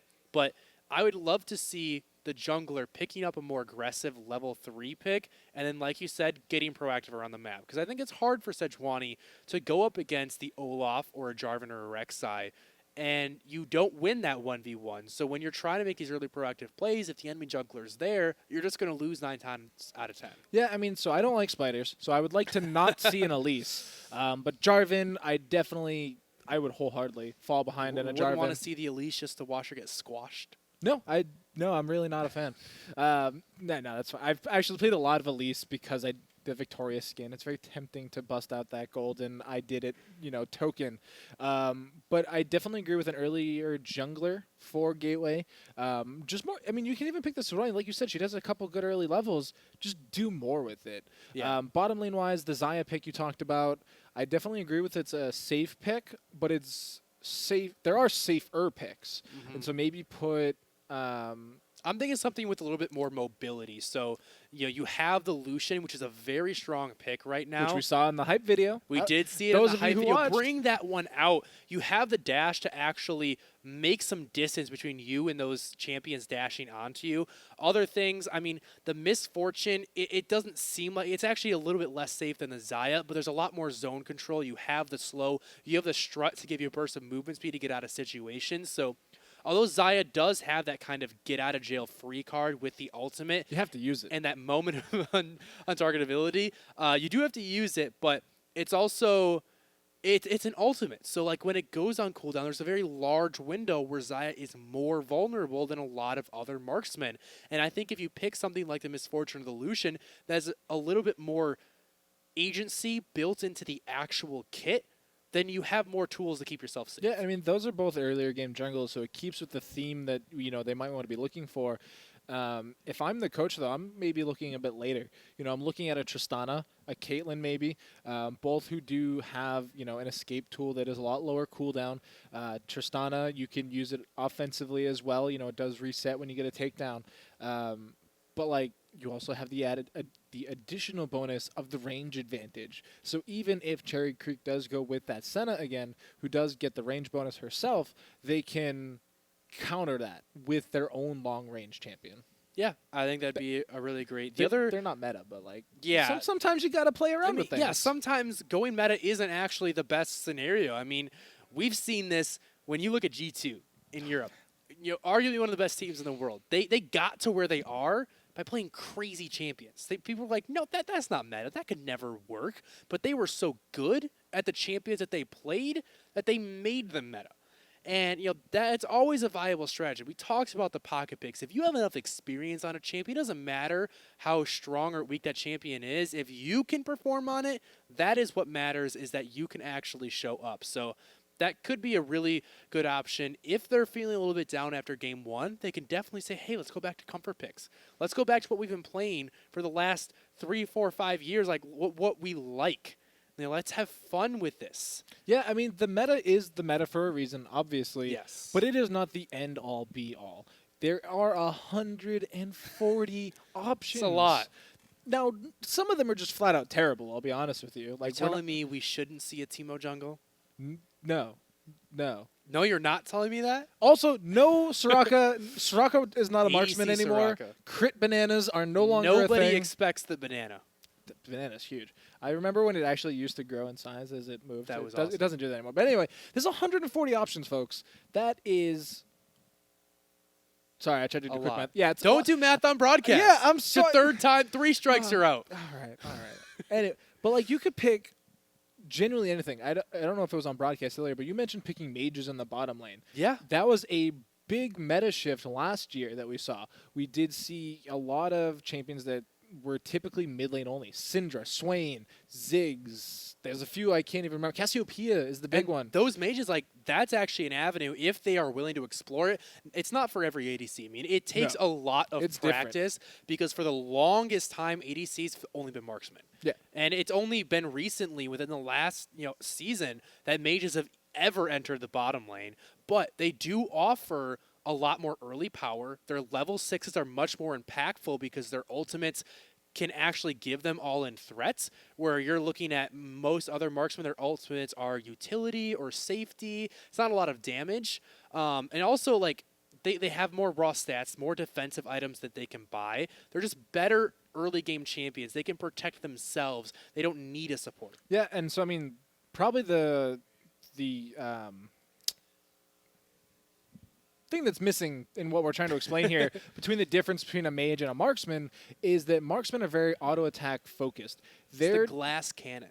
their job is to stand there and throw attacks and not go down. Whereas mages are very ability focused and very cooldown focused. So they will use a couple abilities, fall back for a couple seconds or however long it takes for their cooldowns to come back, and then re-engage and, do it all again. So, I mean, you have different opportunity windows when you're looking at the two of them and different opportunity costs. Like, marksmen are very good at taking down towers, but they don't do as much front-loaded damage. And whereas the big thing with marksmen is you're giving a big trade-off for having consistent damage. So because you don't have those cooldowns to work around, you always have access to your damage 24/7. You don't have to wait for that Q or that ultimate to come off cooldown. The big trade-off that they pay for is health, survivability, just like raw, defensive stats. They are very squishy is what we call it, because they pop like a balloon. they do see that gray screen a lot more often. And mages, because they have cooldowns and they have to be a little bit smarter about when they use their damage, they get that benefit. Sometimes they get that benefit of having a little bit more agency, a little bit more protection. Yeah, I mean, you mentioned the items, and it is really unfortunate, but it is a straight-up design-conscious. Oh, yeah. Like, they do it on purpose. They don't want the marksmen to be these unkillable. We have seen tank marksmen, just beefy marksmen. It is scary. So before your time, Graves. You know of Graves, of obviously. course, before my time. We've played League of Legends for a long time. So Season 1, year of old. Season 2, 2011, 2012, you used to be able to build full regen items on him. 6 Warmogs. Yeah, well, I'm not even thinking that. I'm thinking like Philosopher's Stone, Heart of Gold. Like, we're going way back. Yeah, like they give you health and mana per second regeneration and bonus HP and 5 gold every 10 seconds just for existing. And you could just hang out. You would farm, you would collect your minion bags, and just become very strong and untakedownable. Yeah, I mean, I think it's necessary for marksmen to pay that trade-off of survivability. As a marksman. As a marksman, I also really wish that we had some more defensive options. But at least I can understand the design choice where we don't have to pay that don't have to worry about those cooldowns, always have access to our damage. That means that if we are able to be more survivable, it can be very scary for the enemy team because then there's no weaknesses. Yeah, and so I feel like we've strayed a little far from the path. It's like in Lord of the Rings when they go to the Elven Forest. We're over here hanging out with everybody. Further. Yeah, so anyway, draft. I think we have one ready for us and waiting. And do we see the correct ban coming out from Gateway? That is going to be the question. They're banning second, so they'll have to ban Akali second. Just ban it.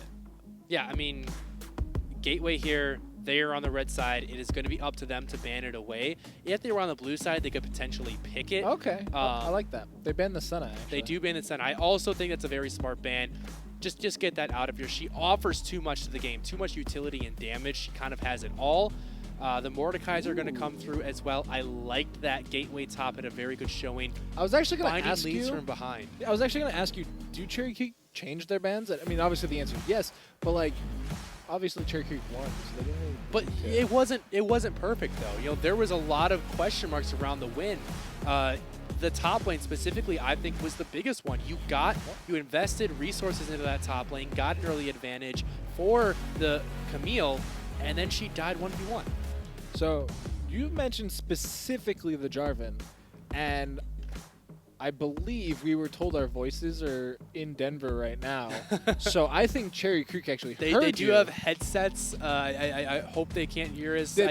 I don't think there'd be any competitive advantage, but I do like the Jarvan takeaway there. It's just a very good jungler, has a lot of mobility, long-range engage, and there's the Akali along with the Olaf. Took its time, but we got there. They did it. And so I love it, actually. They completely came in with a new game plan, Gateway did. They banned away the 3 characters that gave them the most problems.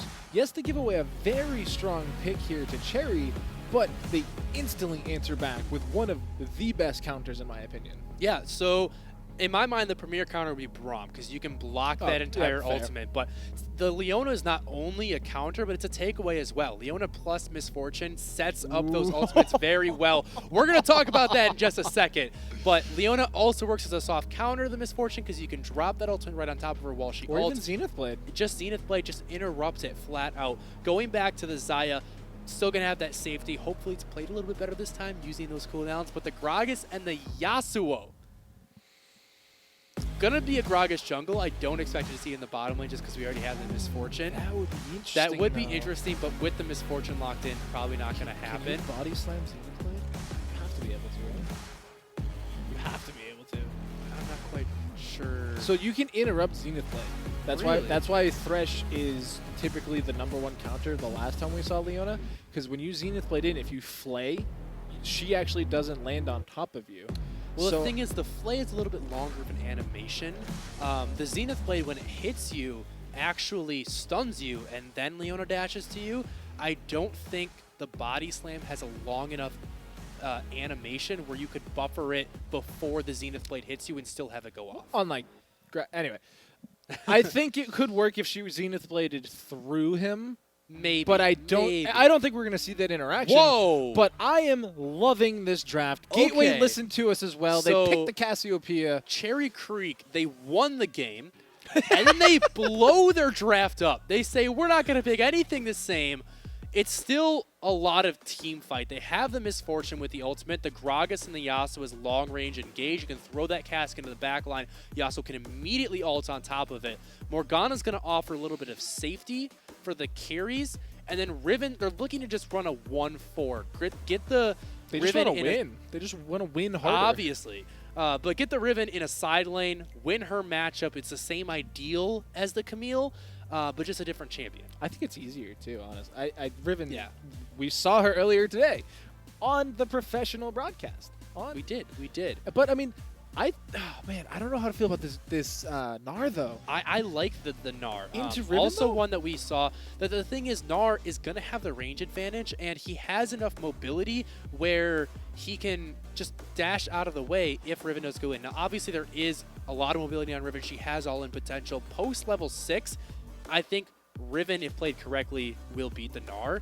But the Gnar is going to have enough safety that he will do okay in that lane, and also offers a lot more to the team fight with the Mega Gnar. So my biggest concern is because I do agree with you on the team fight.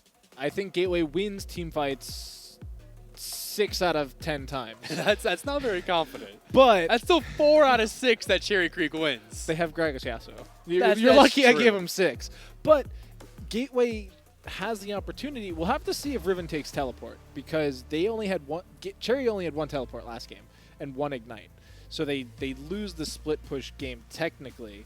So we'll have to see as we head into game right now how many teleports they have because Gnar will lose the 1v1 split push to Riven, who has one of the sickest skins on The right now. issue that I have with this composition from Gateway right now, unless this Gragas goes full AP, they're very diversified heavily into attack damage and also very focused on auto attacks. A lot of their damage comes through basic attacks and not abilities. We see both teams invading here. This is kind of funny. They're going to miss each other. We might see some them find each other on the way back unless they just all recall. But Ninja Toppies are going to be worth their weight in gold 10 times over this game because they reduce the damage you take from basic attacks specifically and gain armor, and it just reduces physical Oh, no! attacks. Kenny This is doesn't not where see you him in the wanna bush. be. Kenny's going to get knocked up, and he should be taken down. Zach does have a revival passive. That's why we're seeing little bloblets come out. Unfortunately, those bloblets are not very healthy, and first down is going to go over to Mergen. And yeah, specifically Mergen. They donated that takedown to him, getting him 400 gold, that early advantage. And if you can just catapult this Yasuo to an early lead, it doesn't matter if you have Ninja Tappies. He's just going to blow you up. Yeah, I mean, you mentioned that he's going to have that engage potential off of the Gragas barrel because of his ultimate. It also gives you armor penetration, believe it or not, because he does not have enough else going on for him. He also If needs you were that. to choose any person on Gateway that Cherry Creek does not want to get ahead, it would be the Yasuo. I mean, it would be Mergen, honestly. Yeah, Mergen on the Yasuo. I mean, I think we could have given him a chance. True. But we'll have to see how this top lane continues because Gateway did so good game 1 after losing early. We'll have to see if he can continue the trend into... That's unfortunate. That's actually a bug, believe it or not. The boomerang. That's an ignite flash on save. He thought about it. You could tell he had the flash available. One EQ would have taken him down. He would have traded his life away, but he thought about it. You could see it. So he's a Yasuo. He that's worth in his mind. But I feel bad for Gnar because it is a winning. That's unfortunate. That double up going through the minion there to hit Udon. I mean, I don't think the Gnar is going to be too terrible. Mega Gnar is really where that weakness comes in because you do have to get a lot closer to the Riven, who has mobility. She can dash around your very telegraphed abilities. But in the Mega Gnar, like, you can just safely farm with Boomerang. Well, the part of the reason I mentioned that is because earlier we saw one of the bigger bugs going on with Gnar right now is that his Boomerang sometimes will not get captured again, which means you don't get, see, there it is again. Oh, wow. So you don't unfortunate. get the reduced cooldown, which would allow you to farm even safer. So that has like a 16-second cooldown when you don't catch it again. So, I mean, with the flash burned as well, now he has to play super duper safe. Yeah. Because Yunroot actually... I mean, good job to walk up there by Yunroot and blow that flash. Spotted out an award. That's why the Gnar immediately gave over the respect. There's no Ignite, but Mergen... That Miasma is actually a really big tool to have to keep an eye on. If you're able to catch the Yasuo in the Miasma, you can just burst him down because he can't dash away. He can't use his ultimate because it counts as a movement ability. And so it's a bit of a skill matchup. There are scenarios in which Cassiopeia, played correctly, can counter the Yasuo. Range advantage, the Miasma, a lot of poison coming through. The Yasuo also has the Wind Wall to block all that damage as well. So it's also a lot easier than it used to be. Miasma recently got a change where there's no longer a minimum distance on cast. Yeah. It used to have to be so far away from Cassiopeia, and now she can just drop it right on her tail, which is it's such a good tool in specifically this matchup. So we'll have to see how efficient Sage is at that, because I think he did fine last game. I think it's a bit of a risk putting him on such a character. Zenith Blade in, gonna get blocked by the Black Shield. That's such a good ability in this matchup. Root coming down, Geog. Not the most damaging character in the game right now, but he's up there. Yeah, they were really looking for the Xayah there, but good Black Shield, able to save this misfortune. That's going to be a very valuable tool in these team fights. If you can prevent, hang on. Great stun in from Iriak. So, wow, man. So close, yet so very far. And this is that range advantage, where especially pre-6, Gnar, I think, actually has an edge over the Riven, just because he can just continue to whittle away at her health bar. Playing with fire. No knockup coming through from Mergen either. Cassiopeia does have level 6, so the Yasuo has to be careful dashing into her face. Just one ultimate there, Petrifying Gaze, locks him in, throw down the Miasma on top, can spell utter doom. Ooh, that actually connected. Long range snare coming in. That actually, yeah, Geog and Respect are doing a really good job down here on the bottom lane. Misfortune went for that double early Dorans. She has enough natural damage built into her kit where she feels fine itemizing, very cheaply, just stacking these early game Doran's blades and long swords. She doesn't really need the utility of those big completed items as much. Zach gonna come in, goes completely wide. Gonna get the wind wall on the fist as well. Oh, the snare's not gonna come in, but there is enough damage to take down Mergen, and it goes over to Sage, which is super helpful. Yeah, great job there by Sage to throw down that Miasma at the back of Yasuo, so he had no chance but to walk forward if he wanted to actually use his mobility. I mean, he played it well. He dodged out on the Petrifying Gaze, but pushed up too far. And the slingshot, too. The slingshot was also placed very well. Really unfortunate there for Gateway. He is going to have Mega Gnar very soon, though. I'm interested in the Kindle Gem first buy, actually. It gives him health and cooldown reduction, but no battle stats, which we're going to see come in very handy here. Does get the Mega Gnar just in time to survive the bonus damage there from Iriak on the ultimate ability. So that's super clutch there. No potions in the back, though, so he is stuck at this amount of HP for the remainder of his time in the lane. Yeah, most likely he wants to work towards that black Knockup cleaver. coming in, so much damage. Ignite coming down as well, but the tower comes in clutch for Sage, and this matchup is going so much better than I thought it would. Wow, the Yasuo there, I think he lost track of the timing on the ultimate. You saw him step back. Hang on. Zenith Blade in, Foodon doing what he can to keep his AD carry standing. The flash away from both of them, the heal giving just enough movement speed, and the shield bash coming in from Foodon keeps Yunru locked in place. No takedowns going to go in the bottom side. All summoners burnt by the two bottom laners.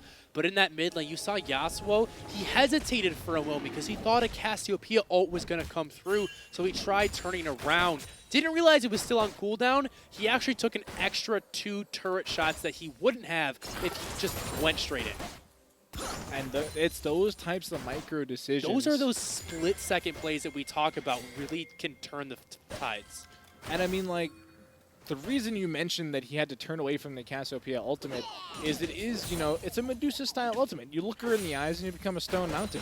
But, like, it's only if your character is facing the correct direction. So you can actually split-second turn your character around and dodge, you know, the main portion of the ability.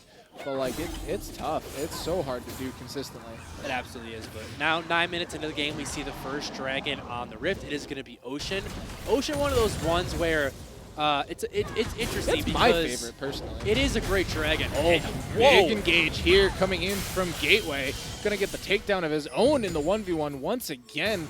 And man, that was just too clean. He's pretty good. I like Yeah, Gateway. just whittling away at the Riven's health bar, and then once he gets that Mega Gnar, she's low enough that he can go for the all-in. Lands the ultimate, which is crucial to CC, and now with Yunru showing on the top side, they can grab this dragon. The Ocean Drake itself isn't insanely powerful just What is on it, its own. 3.5% HP? I think so, but if you get it early, it's so effective in the laning phase. Not as much when we're looking at mid-game team fights, but when we still have a lot of these back and forth trades where you're just chipping away at health bars, that extra regen out of combat is so crucial. So you know who it really helps on Gateway? Who? Gateway. Yeah, Top. Gateway top. It helps him so much. We're going to see an engage here. Uses the body slam before the miasma so he doesn't get interrupted movement speed-wise. And they get the flash out of Sage, which is massive, honestly. Yeah, Sage has to be Slingshot gonna careful, be coming though. in. Doesn't get the Cassiopeia snare. Wind wall coming out for the fist once again, but gets the knockup anyway. Two-man knockup into the ultimate. Mergen's so very low. Is he going to get taken down? The answer is not yet, maybe soon. Kenny barely surviving. But hey, it's all coming together. Murray in and they're this mid lane. playing with fire, still sticking around. Slingshot not going to connect. We do see Iriak wrapping around Dark here. Binding coming out. There's the ultimate from Why We Lose. Iriak finds himself under the tower as well. Not going to be able to get a takedown there. TP from Gateway top. Flash. I mean, heal being burned. Doesn't get over the wall. Unfortunate there by Gateway. Does burn the teleport. And there's just chaos. Very everywhere. well played by Respect, sneaking that binding past Leona and hitting onto the Xayah. Unfortunately, not in range with the Black Shield onto Misfortune, so her ultimate gets interrupted. If she had landed that Black Shield, that was most likely going to be a takedown.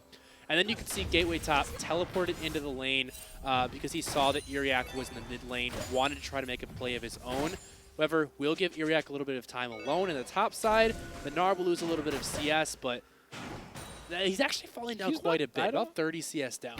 Which is interesting because every time we pan up there, it doesn't look like he's in a losing position. I think he's just really struggling to farm. And I'm wondering if it's because he's so focused on harassing and winning his lane, quote unquote, that he's you know, not dotting his T's and crossing his I's. Yeah, we'll look for him to try to get those CS numbers up a little bit. He also did lose an entire wave when he did teleport down to the bottom side. So when you think of adding one wave to that score, realistically, he would have only been about 10 CS down. So it's not a massive deficit. It's really the result of that teleport play. Now, though, Iriak is going to have the TP advantage if they want to make a cross-map play. We do see the Rift Herald available. Some good vision here. And the Infernal Dragon in 2 minutes. Yeah, so we'll be looking for that one as well. No TVs available currently for Gateway. So what concerns me about this 30 CS lead in the top lane is that every 10 CS is about a takedown, if you think about it. Or I think it's actually 13, 15. Okay, I thought it was a lot more. No, well, because think about it. Every melee minion is 20 Yeah, it gold. makes sense. Makes sense when you think about it. So Yeah, so it's very concerning that effectively Gateway top is down about 3 takedowns while only having 1 of his own. it is definitely concerning. However, he's still doing okay so far. They're very even in items. Neither one of them is finished. They're both on components of what looks like a Black Cleaver for the Gnar. I think he's just building components right now. It's pretty standard for Riven to grab a couple of early items just to get the raw stats because, once again, with so much damage put into the kit itself, you value the stats more than you value the utility of the completed items. That champion is a little silly sometimes. But, I mean, the pace of the game has slowed down dramatically. It has, especially compared to Game 1. Yeah, I mean, even from 5 minutes ago, Mergen was constantly going in to Sage and forcing, you know, aggression and trying to do something. And now that he has that static shiv completed, he's much more passive, much more hanging out, you know, back around the midway point of the lane and just kind of chipping away at the minions using that static passive. I'm actually surprised he went for the static shiv. Versus like the Phantom Dancer? Yeah, the Phantom Dancer offers just so much more protection utility in these team fights, just that flat shield once you get low. Yeah, so especially once you get some life steal, and with the ultimate giving him a shield, like he can turn around fights when he's low health pretty easily. And the Phantom Dancer really helps with that. The static shiv's going to give him a lot more lane presence, and maybe he wants to join a side lane and potentially split push, but without the teleport, it's just an interesting choice for me. It's something we used to see a lot, but it's fallen out of favor. I wonder if he's concerned about losing the wave clear battle. Perhaps they do only have one ranged character, is Misfortune. This is getting kind of sneaky here. Gateway, they have his number. He has flash available. He sniffs it out. He says, hey, I don't see anybody right now. Ooh, Sage finds a big German. Gonna take so much damage, but in the meantime, Mergen's down! Everybody's down! What happened? I don't even know! That was a little bit of a bait there. Utenroot catches out the mid laner of Gateway, and Yasuo's like, cool, we have a 2v1. I can join that. Little does he know, there's a jungler, There's an entire team! a ADC and a support waiting just behind him. They catch him in transition. It turns a 1v1 or a 2v1 into a 2v4. Focus this dragon, please! Kill the dragon, not the crab! We do see the ultimate coming out from Iriak. It does have bonus percentage damage based on the amount of missing HP, although I don't think that applies to objectives when I think about it. I think it's just on champions. Yeah, no, it just gives you a flat amount of AD and AP. The Infernal Dragon by itself, not great. A lot of people value it highly because last season, Infernal Dragon was very strong. But even when we're looking late game, on like 6-item Cassiopeia, who's a very great scaling champion, we're probably talking 30 to 50 AP, which it's a decent amount, but it's not as crazy as what we saw last season. So it's about half of a blasting wand. Yeah, so it's about 600-ish gold's worth of stats, I would say. Still good job by Gateway to pick up that objective, but it's not a massive advantage. And I want to point out that we do have the Earth Soul, which is obviously different than last game through the ocean, but it is so good for this Gateway squad. Like 100%. We talked about how a lot of the damage composition for Cherry Creek is physical. There's a lot of frontline tanks on Gateway. If they can stack up the armor and then get the increased armor from the Mountain Drake, late game, they are going to be impossible to take down. I'm not even thinking that. I'm thinking about the shield you get. The shield is definitely going to help with that too. Even on the squishies who aren't like on, you know, This Is Why We Lose and Sage, who don't necessarily build enough for those bonus resistances to come in, no matter what, they get a bonus shield just for having the soul, and it's based on their damage components, not just their defensive ones. So, I mean, that's so huge when you have essentially 2 assassins on the enemy team. Again, though, think of it on the flip side. If Cherry Creek are able to get that shield, they don't have a lot of frontline tanks. This would make up for the fact that their frontline is not that robust, and they can really just face check into these bushes, go into these fights without a care in the world with that extra shield, with the extra armor. Because if they get the soul, they'll have 4 Mountain Drakes. That's incredible. We're talking like, flash in, and that is Sage getting taken very low. The ultimate's not going to connect, and there is not enough damage to survive. TP coming in from Gateway as well. This is super not good, but he is going to be able to maybe. He gets 1 takedown. Okay, I live with that. And so now he gets out. Iriak is going to get a. What if he's never going to get a second? No way. Kenny walks out with the flash. Everybody survives. So well played there by Gateway to get in Oh, and no! get the takedown. Oh no, that's so bad. The ultimate's gonna come in from Leona, and so is the ultimate from everybody else. Food on very low, respect very low. Geog though has the takedown. It's gonna come through eventually, and that is a 1-for-0 trade in the bottom lane. And this is why we lose. Now forced to hold this tower all by their lonesome. Keep going. Oh, They know he gets doesn't the have root ult. onto Geog, but it's not enough. The takedown comes through for Geog. Oh man, that's a bunkers outplay. Absolutely. Geog recognizing that the Xayah already used the ultimate can continue to at least get some summoners, potentially the takedown. Gets rooted, but that black shield giving him a little bit of safety. The flash, the heal coming through. Really well played there just in general by Cherry Creek, setting up that trap and capitalizing on it. Oh, that was nice from Gateway. I like that. Gateway top gonna get the little hop away. Scares him away with that big anger bar there, which is the resource Gnar uses to go from mini to mega. Anger. I love that. I haven't heard anger bar before. I mean, Technically a rage meter, but rage bar. it's the same idea. Oh, big stun coming in there. Iriak turning it around, though, just in time for the mega to go away. But this means he gets that little frenzy He's boost. angry. He jumps in, bounces out. Oh, man. Wow. That was a That's big burst. chunker. Or chunker, I think they call it these days. But Iriak is still struggling up there in the top side, despite being 70 CS up now and half an item. Because you can already see just those ninja tabbies are doing so much work, a large amount of Riven's damage. Even though she has a lot of abilities, her passive buffs up her auto attack damage, and that's where a lot of the DPS comes in, weaving in those auto attacks. Ninja tabby reduces that significantly. 10%. So 10%. Like when you're talking about 7 or 8 auto attacks per rotation, it's a lot. yeah, I mean, for every 100 damage, it's 10. That's an actual quick math. Good job. You finally did some good It math came on together. broadcast. But so now we can see Yoonroot sneakily into the bottom lane. Respect's gonna get snared up, and this is a lot of time being wasted. And he's on a ward, isn't he? No. He might be getting baited into this. The jungler and the mid laner have come down. Oh, the Predator gets procced though, so now they know he is there, right? No. Yeah, I heard it, right? Am I going crazy? There would be a mark over their heads if they actually noticed it. Look at this. Iriak, though, roaming all the way down. They know that they don't have teleport. The fact that Iriak came so much earlier really dissuades Gateway from starting this one up because they're not going to have the man advantage. And that means Cherry Creek now, it's a 4v3. Or a 5v4, sorry. Dragon's very low very quickly, and it looks like they're just going to give it up. They got that first brick in the top lane, though, which is that's a bit of gold for... And that was just a really smart rotation by Cherry Creek. They say, hey, neither top laner has teleport. We're going to move ours down. If they don't, we take the dragon. Or we force a fight because we have a numbers advantage.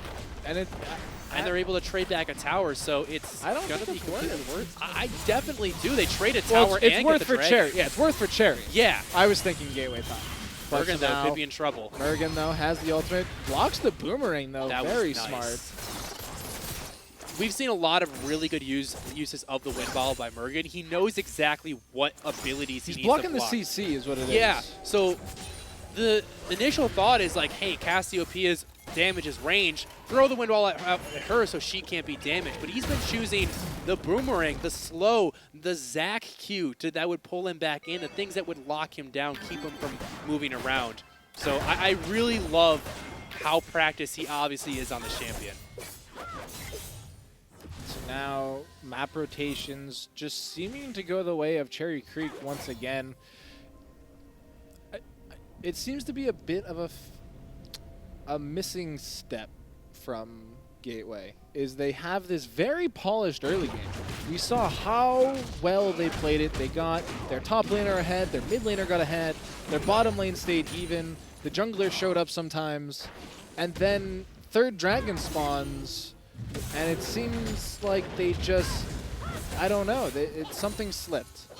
Yeah, and I mean, I hate to point at these players again, but the bottom lane just hasn't been what I expected from Gateway. They've been getting shoved in time and time again. They're falling prey to very simple gank setups coming through where you don't see the jungler on the map, but you push up anyway without vision, and they're getting collapsed on.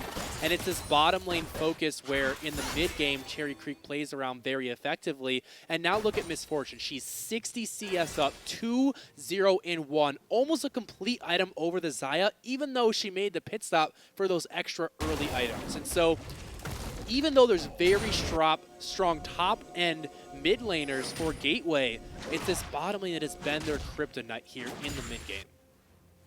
And we'll have to see if that continues as the bottom lanes trend towards the middle. Big engage coming in here. Gateway top forced to hip-hoppity away, but they still say, why don't we have a rabbit Gnar skin? It just makes perfect sense. Easter Gnar? Yeah, we have Teemo. Riot definitely should do that one. Cut us a check too for coming up there with that one. We want to get creative licensing. Listen, I'll accept just as few as 5 zeros. It's fine. I take PayPal, Venmo, all of it. Cash App, Facebook Pay. Listen, I got it all. But so now, this Gnar is going to be so crucial because it's not a champion we've seen in a little while. And maybe that's why Iriak has been getting bullied so much, because it's an unfamiliar matchup, possibly. Well, and it's a champion that's been coming into the meta a little bit more recently because of the rise of melee bruisers in the top lane. Things like the Riven, things like the Aurelia, the Camille, and Gnar can kite them out really well. And mid-game team fights around these objectives are also super important, and that's where Gnar thrives. Getting those areas where he can find multi-man ultimates into walls, especially on the mountain map. We don't talk about the actual rift changes that much, but having those extra walls gives extra opportunities for Gnar in the jungle to find really big ultimates. And you can see him going for this Jareem's Fist. He's going to be building into a Frozen Mallet. That's going to allow him to sit in the side lane and permanently kite out this Riven. She should never be able to get on top of him or get away from him once that item's completed. Ooh, that's a chunky bit of damage there coming out from Gateway top. And there's a lot of bodies here in this top lane. Geog going aggressive, and oh, the Brute actually comes through! The Brute lands on the Yoon and he gets taken down! Oh man, that's so unfortunate. Little too aggressive there by Yoon. He sees that Misfortune, or that the Xayah blows her ult early, so he thinks, I can go in. Probably looks for a body slam flash, but he body slams on top of the Miasma, so he can't flash. And then he's locked in place. Easy setup for the root on the Xayah. He gets taken down. So good idea, but you have to have the proper setup. Recognize that there's backup for that Xayah. And this time, this is why we lose, is able to bait in the jungle. And I mean, hey, sometimes that's all it takes is a little bit of bait. There's a reason they put cheese on mousetraps. This is big because the jungler going down means that, ooh, I would actually like to see Gateway really push for position around this dragon, because for a couple of seconds, they have a man advantage. You can see them starting it up right now. There's so much potential to go wrong here, though. Gateway top in the background. There's the big engage from the Yasuo. He's not going down just yet, so very low. There's the Zanyas and the Hourglass coming through. Great Gnar coming out of Gateway top. One down apiece.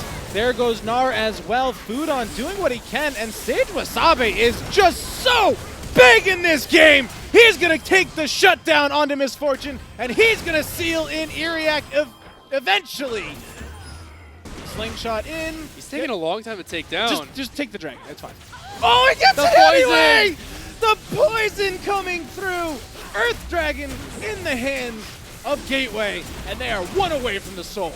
Maybe Gateway actually can here because they did exactly what they needed to. They recognized, hey, Gragas, he's respawned, but he's still walking back. We have like a 5-10 second window in which we can force a fight. They go in, and all of a sudden Cherry Creek is pinched. They need to try to buy time for Gragas to go in.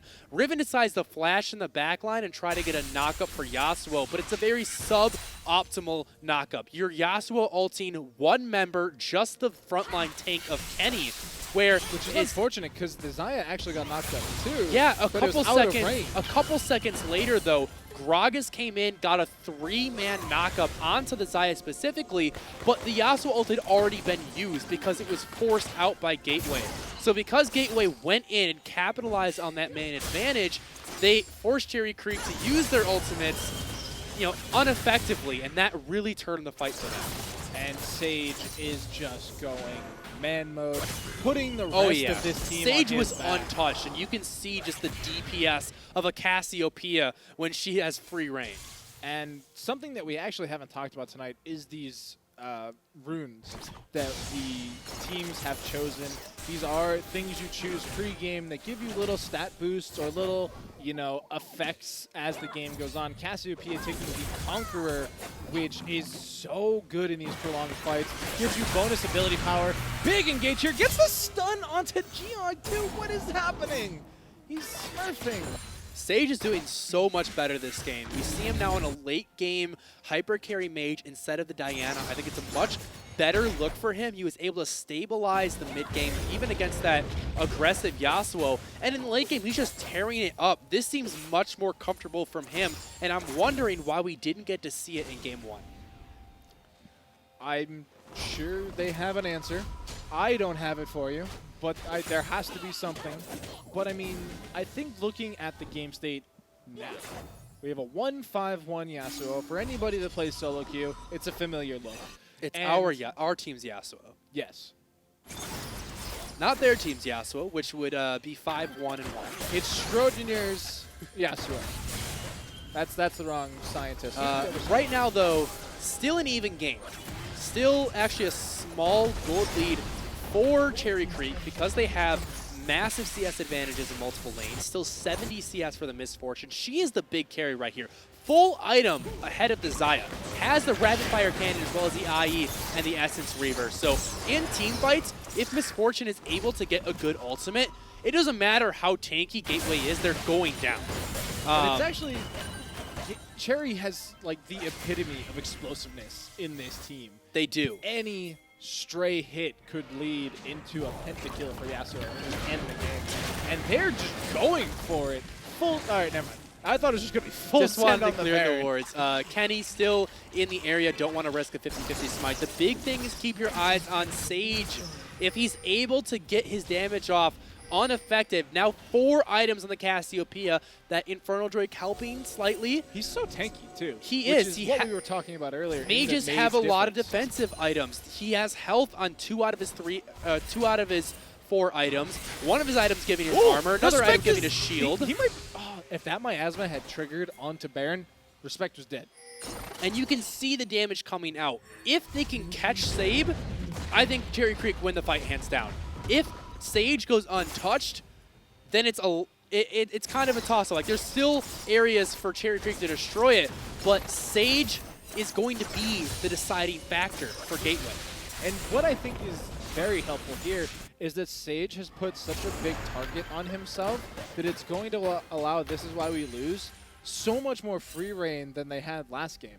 Because, like you mentioned earlier, every single fight last game, they're like, just take down Xayah. Just take her out of the game. Delete her. And now you have another target. You have somebody else you have to do that to. And so This Is Why We Lose is going to be able to just survive, honestly. But also, how do you get on top of the Cassiopeia? When you have a Leona, a Gnar, and a Zac sitting right next to him. So much disruption, so much CC. Oh, no. With this dive comp, they're looking to set up a death brush. So, what is essentially full AP Gragas. Full damage Gragas. Man, they're really clearing this He push. is itemizing now that he has the 2 AP items into a more tanky build. So looking at that late game, trying to be that front line. The Scryer missed the bush. They know that there's a ward there because this can. I'm pointing at the screen like you guys can see. Don't hit it. If you hit the ward, it'll give the enemy vision. They're just killing Baron or dragons. Now that they know they're there, the miasma in, the knockback onto 1, which means Junroot no longer has an ultimate to activate the Yasuo ultimate, and this dragon... Sage, no flash though. If he gets caught out, look at how still forward squishy. he's playing. He has a lot of daring them defensive to land tools. 3-man Riven ultimate! The ultimate comes through from Yasuo, and that is an instant takedown onto him. Sage is down! Sage is down! The Gnar comes in with a 2-man stun, and this is disaster for Cherry! Everybody's going down! The Gragas tries to flash away, and it's not enough! This is why we lose! Coming up with this is why we win! And the dragon goes Wait, he down got it! He got the dragon! Cherry Creek, but the ace comes through! Gateway wins the fight, but loses the dragon! Geog coming up so clutch with a triple takedown and securing that dragon. We saw, you said it, that Cassiopeia positioning so far forward. Didn't have the flash available, was already burned. Gets hit by a 4-man Yasuo ultimate. Is able to just burst him down. Nothing to stop the bullet time from just raining down on them. And although Cassiopeia was able to get the Zhonya's off by some time, immediately exhaust coming out of it was removed from the fight. However, because the Cassiopeia took so long to take down in those tight corridors is really where the composition of Gateway shines. They have so much AoE CC, the Let's Bounce from the Zac. You saw the 3-man Gnar ultimate into the wall. So like, yes, they were able to get the carry, but just the amount of CC bought so much time and was able to turn the fight for them. Thankfully, Geog came in so clutch. He was the savior of Cherry Creek, is able to find a triple kill and steal that dragon, keeping them away from the soul, grabbing some more armor for them, and putting them back in this game. I mean, honestly, if the dragon goes the way of Gateway there, I count this game over. The slingshot over the wall, going to keep Kenny standing for now, and full vision denial coming out once again from Cherry Creek. It is really how you play the game right now. Fudon, though, not looking super tanky at the moment. Yeah, he has a lot of utility, but this Baron is now out in full force, full send, and this is a lot quicker than game 1. This is a little bit scary just because the Zac is around but doesn't have any vision of the pit. It's burning so fast. Oh, the jump in! Zac steals the Baron! Gets the 4-man, let's bounce! The miasma is in onto Junroot, who is not long. He's down. Bullet time coming out, taking down Kenny in the trade, but the chase is on. Sage picks up 1 and is now in a 2v1 for his soul. Is going to take down 1, but goes down himself. And now it is up to Gateway Top and the rest of the team to come in huge. Big heal coming in. Gateway Top now in a 1v1 for the game, essentially. Mergen, though, so big with that Conqueror. Gateway hops over the wall and is now running for his life, the sole possessor of that stolen Baron. Once again, we see one team win the fight, but the other team get the Baron. This is why you do not take the Baron when the enemy jungler is around. The 50-50 smite that time goes the way of Kenny. He's able to slingshot in there, and although... Oh no, he's held... Oh, I thought Gateway was going to go for it. I thought he was just going to go. Thankfully, they're able to get a really good bullet time from Misfortune, and then Mergen really tunneled in on taking on the Cassiopeia. He was able to sidestep the ultimate, didn't get stun up, and if you look at his itemization, Wit's End and Mercury Treads, he's itemizing purely to survive the damage coming in from Sage, and his sole target is that Cassiopeia in the backline, able to keep her attention so she does not target the Riven and the Misfortune, and they're able to take him down.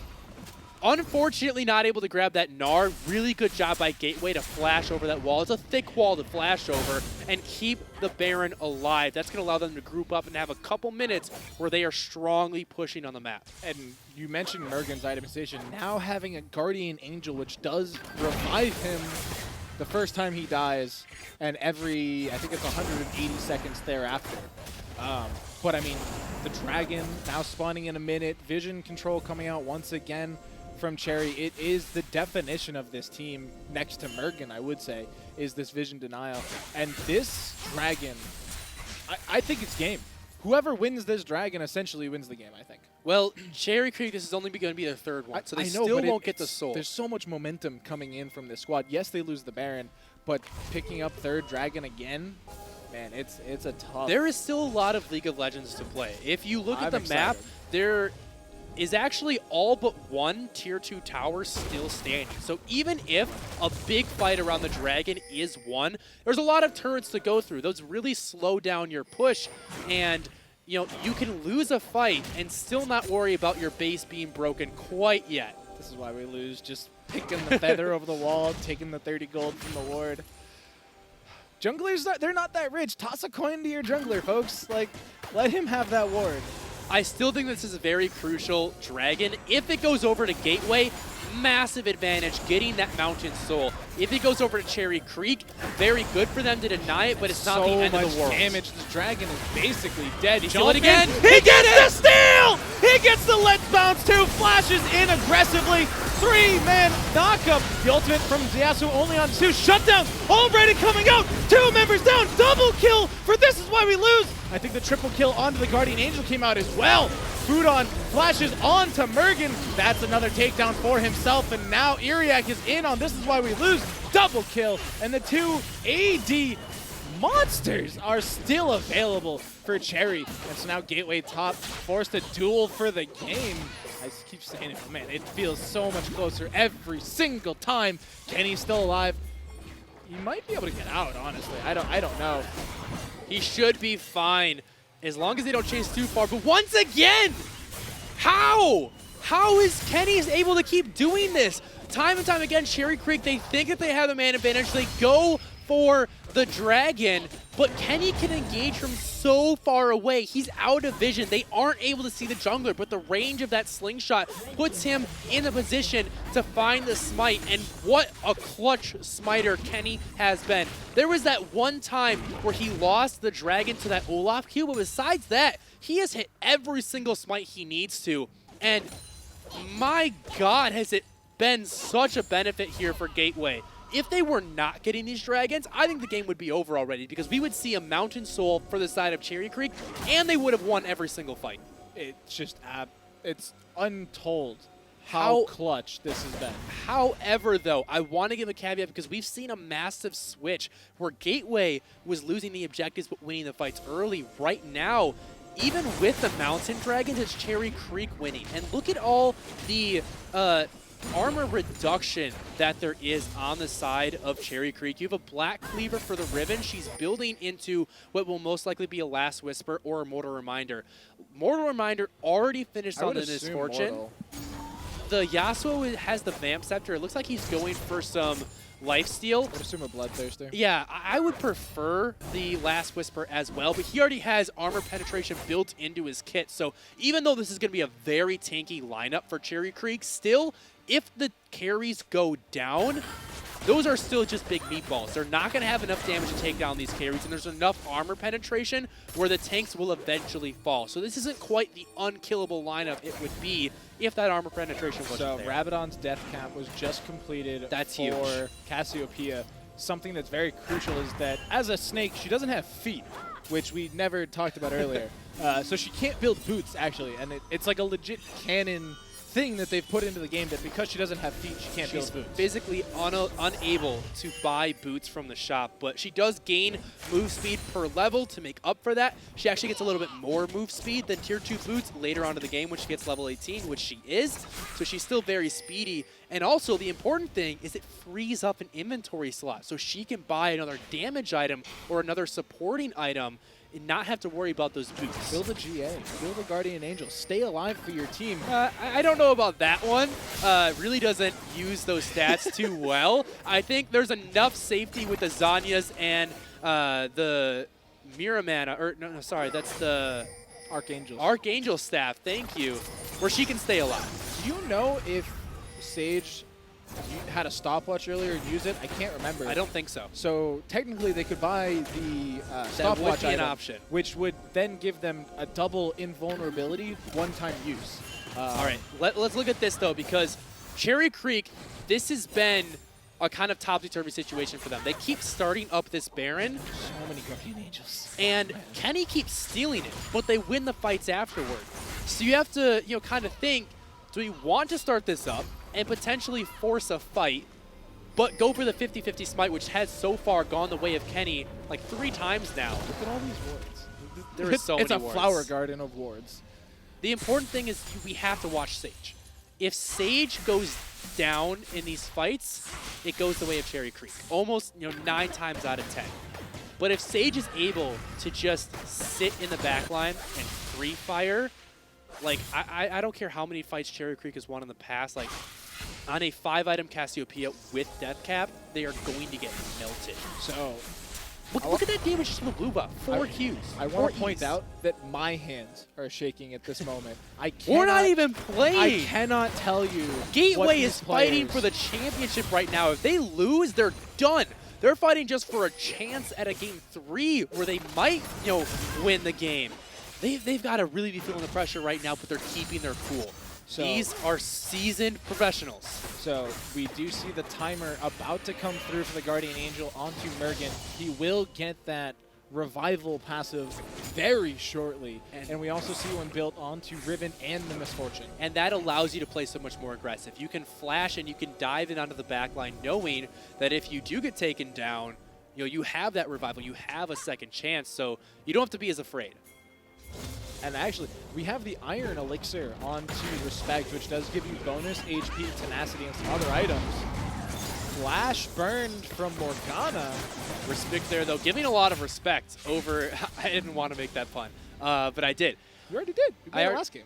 Or it's multiple times. It's just so natural. It's so free. It's so good. But flashing away from Kenny, wanted to make sure he didn't get hit by that Q because it would have slowed him down, allowed the rest of the team to catch up. So, Elder Dragon coming on the board. We talked briefly the root about lands this onto one. the root landed on. They don't have anybody in position to capitalize on that. But I'm so stressed. Mountain Soul or not, if you Oh, have an that's Elder so Dragon, much you will win a fight. Kenny, you can't steal it if you're dead. Stay alive.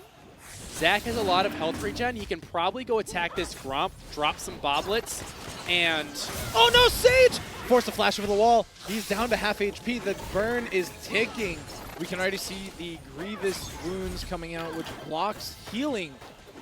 these carries are so strong in the side of Cherry Creek. Positioning is going to be crucial. They're starting it Naked up. Rain coming in. Can Elder Kenny Drake. steal again? Oh, big jump in. Kenny's already down into bloblets. Interruption coming through. Gateway take coming Kenny. up huge. Big engage coming in. The stun lands onto Yasuo, but it doesn't matter.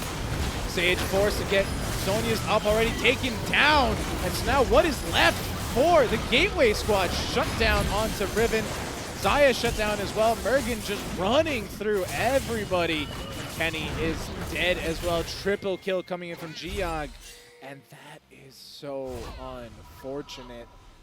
And Cherry Creek started that one off even before the fight so well. They chunked out Kenny to half health. They blew the flash out of Sage, and that put them in such a good position. And finally, they started the dragon, but they didn't get it within smite range. They baited the team in, and Kenny jumped in, and he realized, wait, I can't kill that dragon. Like, it's too healthy. And then he just gets blown up. They're able to jump onto the back They're line. going for the victory. And they're going for the win. There's still 15 seconds left. And there's no way for Gateway top to clear all these minions. Zonius gets popped by Yunru.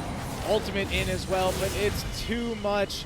Not enough to be done from Gateway top. And that is it, folks. Cherry Creek are your victors here. They are your champions. Put it up for them. I can't celebrate too. They played phenomenally. I mean, Gateway had a mountain soul. Like it is so powerful, those souls, that they almost always they were put in the game as a game-ending mechanic. You get 4 dragons, you get a soul, you end the game. And even with, like, if they had gotten the Elder Dragon, like, that is a big equalizer. It was a point I was trying to make, but they didn't allow me. There's too much of a fight.